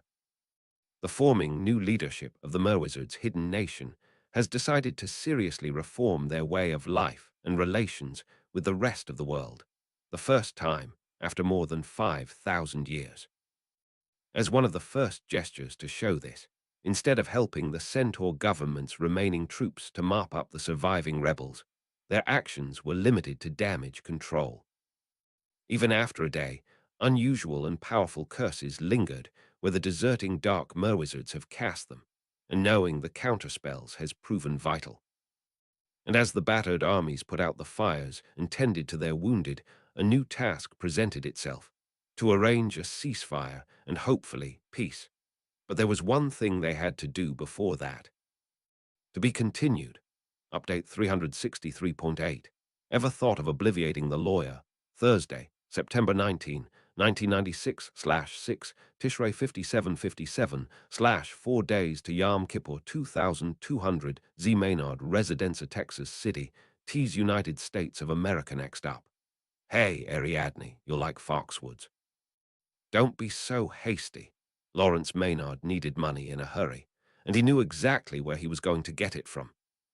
The newspaper had mentioned that a fantasy author in Missouri had been contacted by the Chicago Wizarding Institute, the North Central headquarters of the American Department of Magic.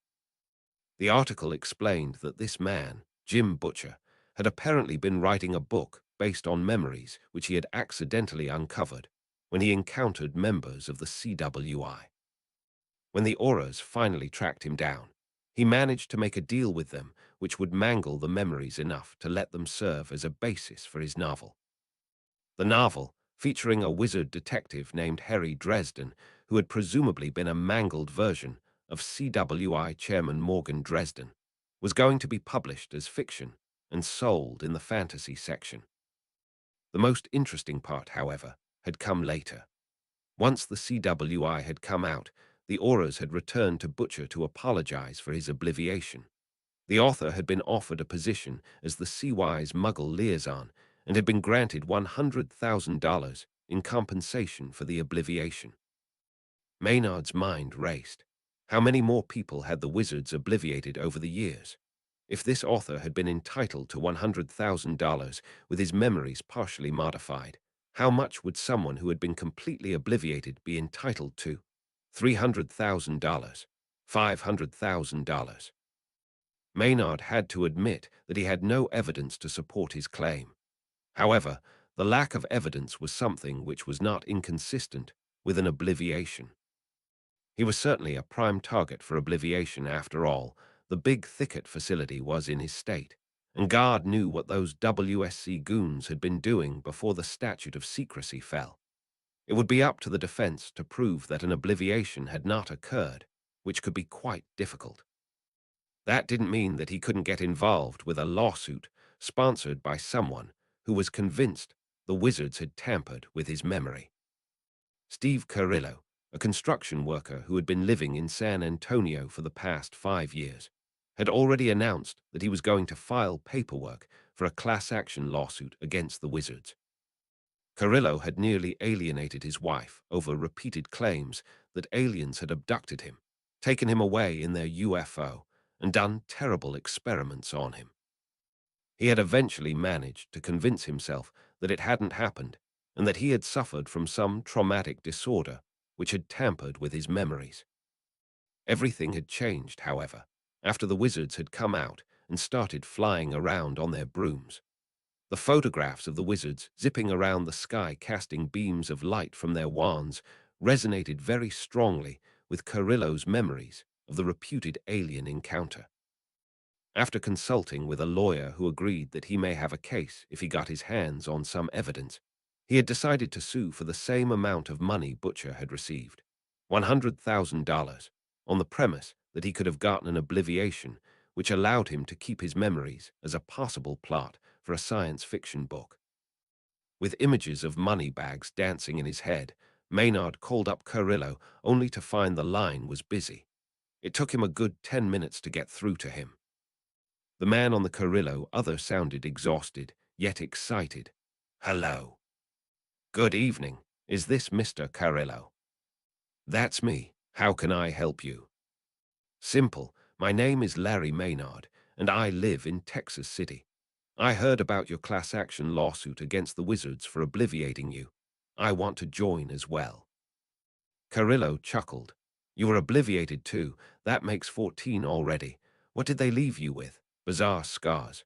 Memories where you had sex with 7 tentacled aliens. Science fiction novel plots like they did with me." Maynard grunted. "To be honest with you, nothing.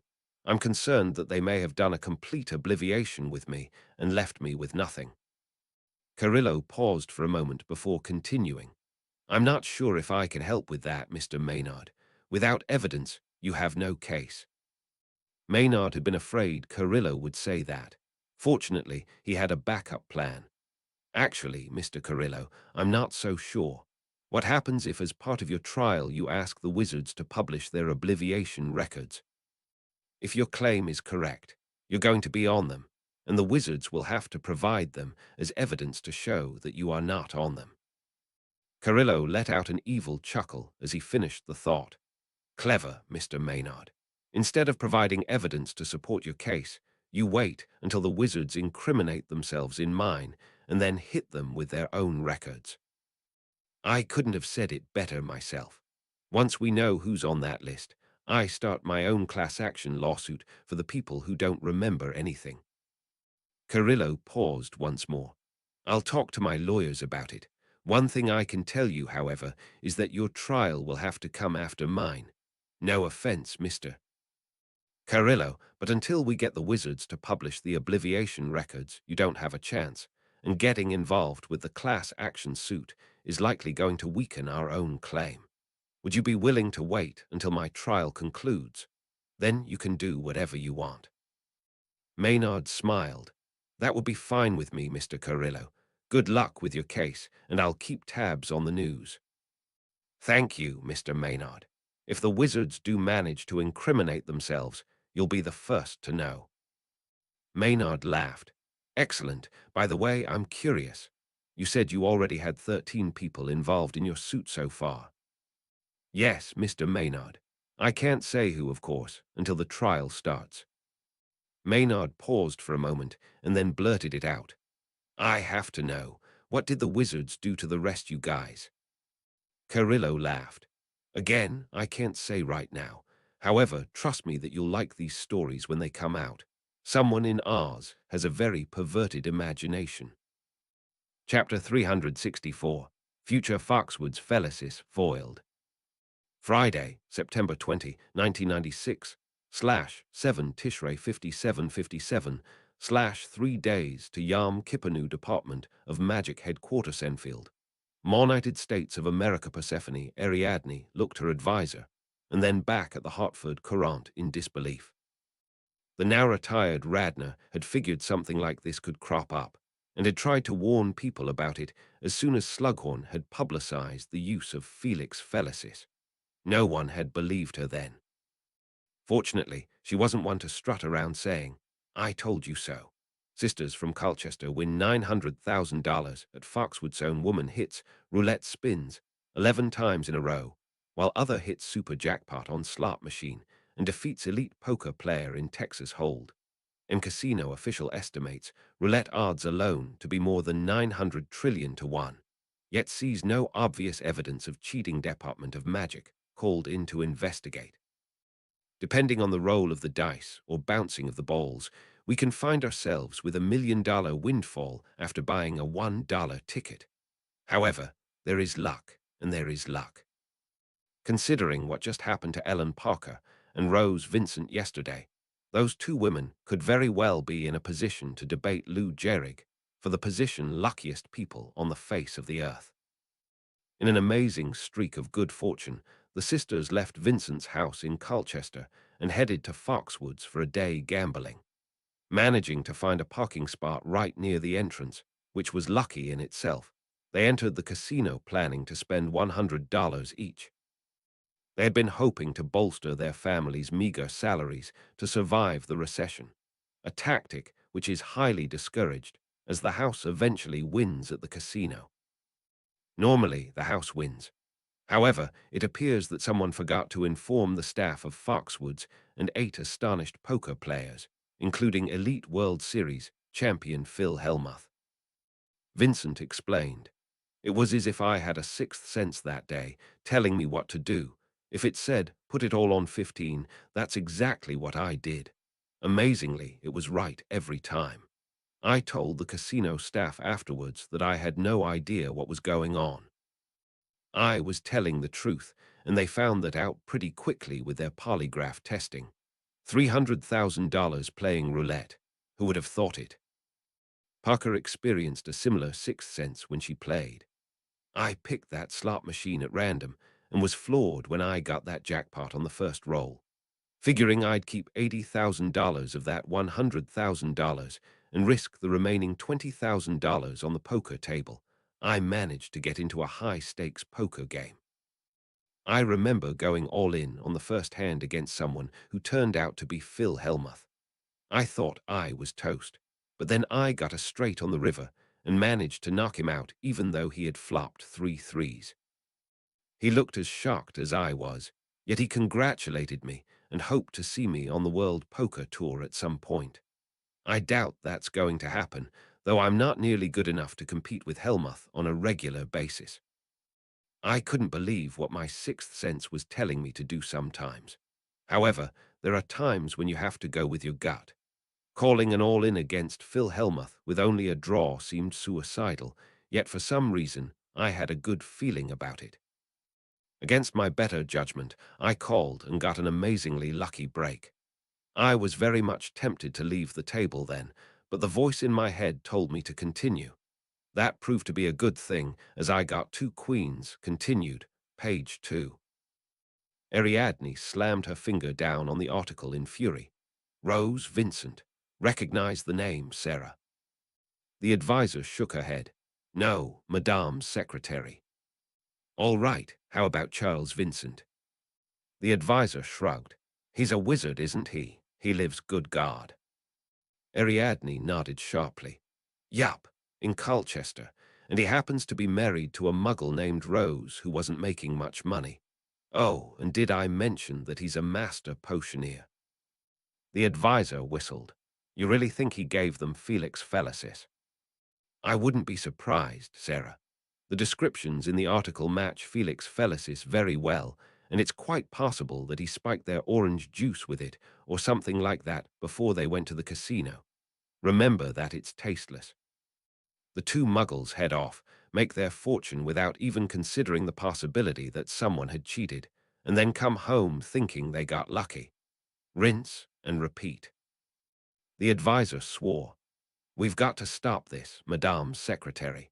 Now, once word of this gets out into the magical community, every casino is going to be screwed. Though to be honest, people shouldn't be risking their money in casinos during a recession. Correct on both counts. I'll have to run this by Travis or someone like that to make sure it's legal, but I'm going to recommend that casinos adopt spot checks for Felix Felicis and other magical enhancements.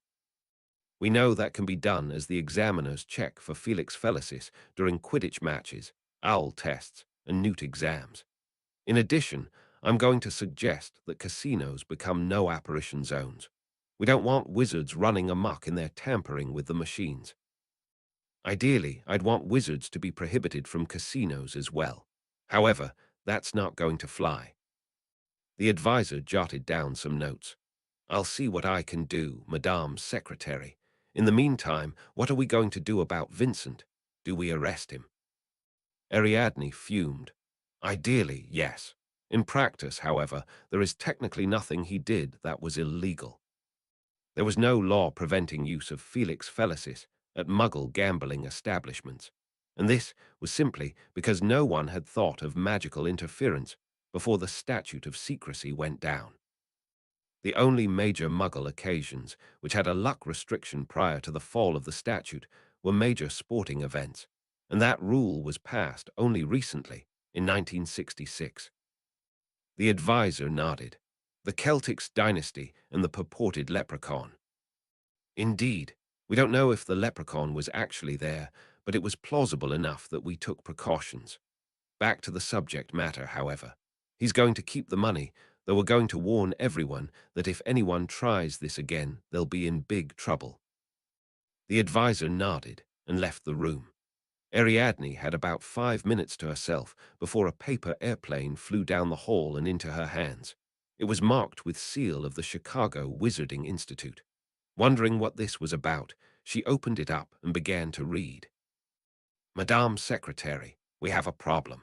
A Muggle in San Antonio claims that we obliviated him and has sued. He believes that his stories of alien abductions and UFOs are evidence of obliviation tampering, similar to what we did with Jim Butcher. He has filed a class action lawsuit against us, requesting that each person obliviated in this fashion be entitled to $100,000, the same sum of money we gave to Butcher. At present, 67 people have joined the suit. Ariadne gasped. Although obliviations had been commonplace in the days before the statute of secrecy had fallen, the vast majority of the Muggles had no memories left of their intrusion into the magical world and had nothing to base a lawsuit on. Could there have been a lazy or incompetent obliviator out there who left just enough behind to get the wizards into trouble? The note went on. The main plaintiff is a man named Steve Carrillo, age 42. We have looked him up in our obliviation records and do not see him there. I have no idea where these UFO stories came from, but rest assured it wasn't from us. Would you be willing to ask around to see if one of the other 6 officers obliviated him? Sweating, Ariadne pulled out a piece of parchment and wrote back that she would follow through on his request. She fervently hoped that this Carrillo fellow had in fact not been obliviated, or at least there wasn't any evidence to prove that he had been obliviated. A conviction here would likely embarrass the Department of Magic and open the floodgates for a whole lot of lawsuits. 3 hours later, the results were in. No one had ever obliviated anyone named Steve Carrillo. The man was obviously mad and needed psychiatric or magical help. The problem now became proving the Department of Magic's innocence through evidence. Evidence which would almost certainly be used by additional Muggles to prove that they had been obliviated. What was she going to do now? Chapter 365. Eyes Said I Oath Evasion, Teching. Sunday evening, September 22, 1996/10, Tishrei 5757/Yom Kippur Instituter Heimbeck, United States of America. Karen Armstrong chuckled. Judging from the ruckus outside the main hall, it was obvious that either Deborah or Mother Teresa had been given the honor of running the Kal Nidder service in conjunction with a traditional male rabbi. Ideally, it would have just been one of the 2 women. However, Mother Teresa had confessed that she didn't think it would be appropriate for her to perform such an important Jewish ritual, and Deborah wasn't even familiar with the Aramaic language, as she had lived a millennium before it had become the Israelites' vernacular. The more conservative delegates to the conference had naturally gone ballistic when the Dalai Lama had announced his proposal. It wasn't as if he could deny her ordination. Buddhism had nuns who had, not surprisingly, all fallen in line behind Deborah, and in all fairness, Mother Teresa was the best consensus candidate when it came to the respect of all 3 Abrahamic faiths. Several of them had threatened to have their own service, at which point the Dalai Lama argued that the traditional rabbi leading the service could satisfy the more conservative faction's requirements. The group had grumbled about it a little but eventually caved in. That had been, of course, right after Deborah had argued that the fast was optional and could be replaced with at least one other type of renunciation, asceticism practice. If the discomfort of the fast got in the way of introspection, the worshipper was allowed to eat sparingly to keep his or her mind clear in an obvious case of the end, justifying the means. The Dalai Lama had recommended the Buddhist practice where people didn't eat after noon, and many of the Christians bought it. The Jews, however, didn't like it all that much, as they had grown up doing a fast and found it hard to imagine a proper Yom Kippur without one. The Muslims tried to convince the Dalai Lama that a proper fast could be quite helpful and not impossible to deal with thanks to their experience with Ramadan. The Dalai Lama agreed, but had to explain that most of the delegates hadn't prepared properly for a full fast. Armstrong looked around the room. It was obvious that most of the women were there, as were most of the Christians. There were rumors that many of the Jewish and Muslim men had gone up to the meditation building to perform their own introspective service, which was very likely going to look remarkably like a traditional Kal Nidder service with the fast. She really hoped that this somber day wouldn't mark the collapse of the conference and final proof that the faiths couldn't be merged. Yom Kippur changes could have been managed, and Deborah's feminism could have been managed. Put them together, however, and there could be problems. The service began more or less as expected. Rabbi Waldox and Deborah led the congregation in the traditional Kal Nidder formula and gave a little talk asking participants to discuss what they discovered about themselves since Rosh Hashanah. Many congregants had actually found the 7 days between the two holidays to be quite meaningful and had responded quite enthusiastically. People from all 5 faiths rushed to discuss soul-shattering discoveries. After the call to prayer, the declarations of faith and the standing meditation period, formerly known as Bachu, the Shema, and the Amida Deborah and her interpreter took the floor. Tradition dictated that penitential prayers be said at this point, which asked for God's forgiveness and reminded the congregants that God would have mercy on sinners. Armstrong wondered what she was going to say now. Was the prophetess going to try to anoint more people as religious leaders? Mera, the interpreter, stared at Deborah in disbelief for a few moments. Biting her lip, she said something about wizards getting into trouble. Deborah just glared at her and muttered something which clearly boiled down to, "I think it is true, so just say it." Shaking her head in disbelief, the interpreter threw up her hands and began translating. "Ladies and gentlemen, Deborah here claims to recognize some of the unusual types of vows listed in the Kal Nidder prayer. Although she doesn't understand the Aramaic completely, it would be like Chaucer trying to read modern English. She believes that she can bring us up to speed on what exactly each type of vow is. This is possible because Hebrew, like most Semitic languages, has most of its words derived from 3 consonant roots. Some of the other letters may have moved around over the past 1,000 years, but enough of them are in place for Deborah to understand what's going on. First things first, Deborah thinks the entire concept of renouncing vows like this is nonsense and thinks that people should be focusing on correcting their mistakes instead of trying to pretend they didn't exist. You can't improve your behavior or conduct by spending the next 12 months in denial. Nevertheless, if the people of this era are accustomed to it, she'll keep it in the service for the time being. Armstrong's eyebrows shot up. That's a pretty profound observation, she thought. The ancient prophetess would have made a good therapist. Be that as it may, she recommends a change to the formula. She wants us to replace the word. The interpreter said something with the following word, and she said something else. This new word is Hebrew, not Aramaic, and it refers to a magical vow which does not involve other human parties and which is not unbreakable. Everyone started talking in unison. Modifying the Kal Nidder prayer would be a major change, one which would almost certainly be resisted by the conservatives meeting in the meditation hall. However, that was not the only surprise. The fact that Deborah, a former seeress, had brought the wizards into it had caught everyone off guard. Deborah explained through the interpreter. This modification tightens the restrictions on magical vow annulment to not cover unbreakable vows. The traditional version allows the petitioner to renounce any magical vows which do not involve a second human party. Although it seems to be a case of semantics after all, we don't need to worry about breaking unbreakable vows. which is what Carl Nidder is designed to prevent. The issue has become much more urgent given what has happened since Judgment Day. Armstrong blinked. What was this? Deborah continued. As most of you are aware, the anti-wizard organizations comprising World for Humans have forced wizards all around the world to take what are known as Aes Sedai oaths. Wizards take either 2, 5, or 6 oaths, depending on how trustworthy they want to appear.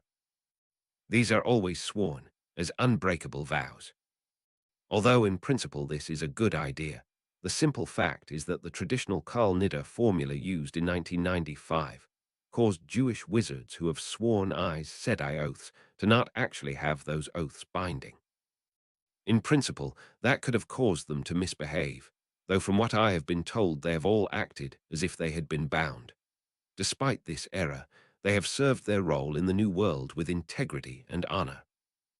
People started talking again, and Armstrong's eyes widened. Several wizards near the back of the room started arguing with each other vociferously, and it soon became obvious to Armstrong that the wizards had indeed run into cases where candidates for Aes Sedai oaths had trouble registering their oaths. The candidates' names had been Glickman, Stein, and Cohen, and no one had understood what had been going on at the time. To make matters worse, we have just recited the traditional oath renunciation prayer. This makes it impossible for Jewish wizards or anyone else who has recited Carl Nidder today to swear Aes Sedai oaths until the fall of 1997. Considering that Britain for Humans and the Revelation Party are arguing that the wizards are violating their probation, so to speak, by working around these oaths already, it is imperative that we do something which will allow the world to restore their trust in the Order of Aes Sedai for the next 12 months. I call upon all wizards who wish to be members of the Order of Aes Sedai to go to their managers or heads of state and swear an unbreakable vow to him or her that the wizard will follow the appropriate level of Aes Sedai oaths. Since this vow has been made to a human representative, it is not covered by Carl Nidder. This will allow the wizard to serve as an Aes Sedai, bound to the vows. Armstrong smiled. That actually wasn't a bad idea. It would serve as a good stopgap measure to keep Britain for Humans from picking on the wizards. And by the time the fall of 1997 came around, the religious leaders would have managed to browbeat the conservatives into using the new version of Carl Nidder. The smile quickly vanished, however, when she realized that there was no policy in place which would force the Aes Sedai candidates to actually swear this new oath to cover the next 12 months. There was still a loophole, and Armstrong hoped that Britain for Humans wouldn't find out about it. And judging from the number of television cameras in the room, which in itself had triggered a third debate over paparazzi intruding upon a somber religious ceremony, Armstrong highly doubted that Britain for Humans would kept in the dark for long. Maybe the world would get lucky and they would all be watching Samuel doing his thing in Jerusalem. The time zone fit better for the British, after all. Then again, how lucky could you get?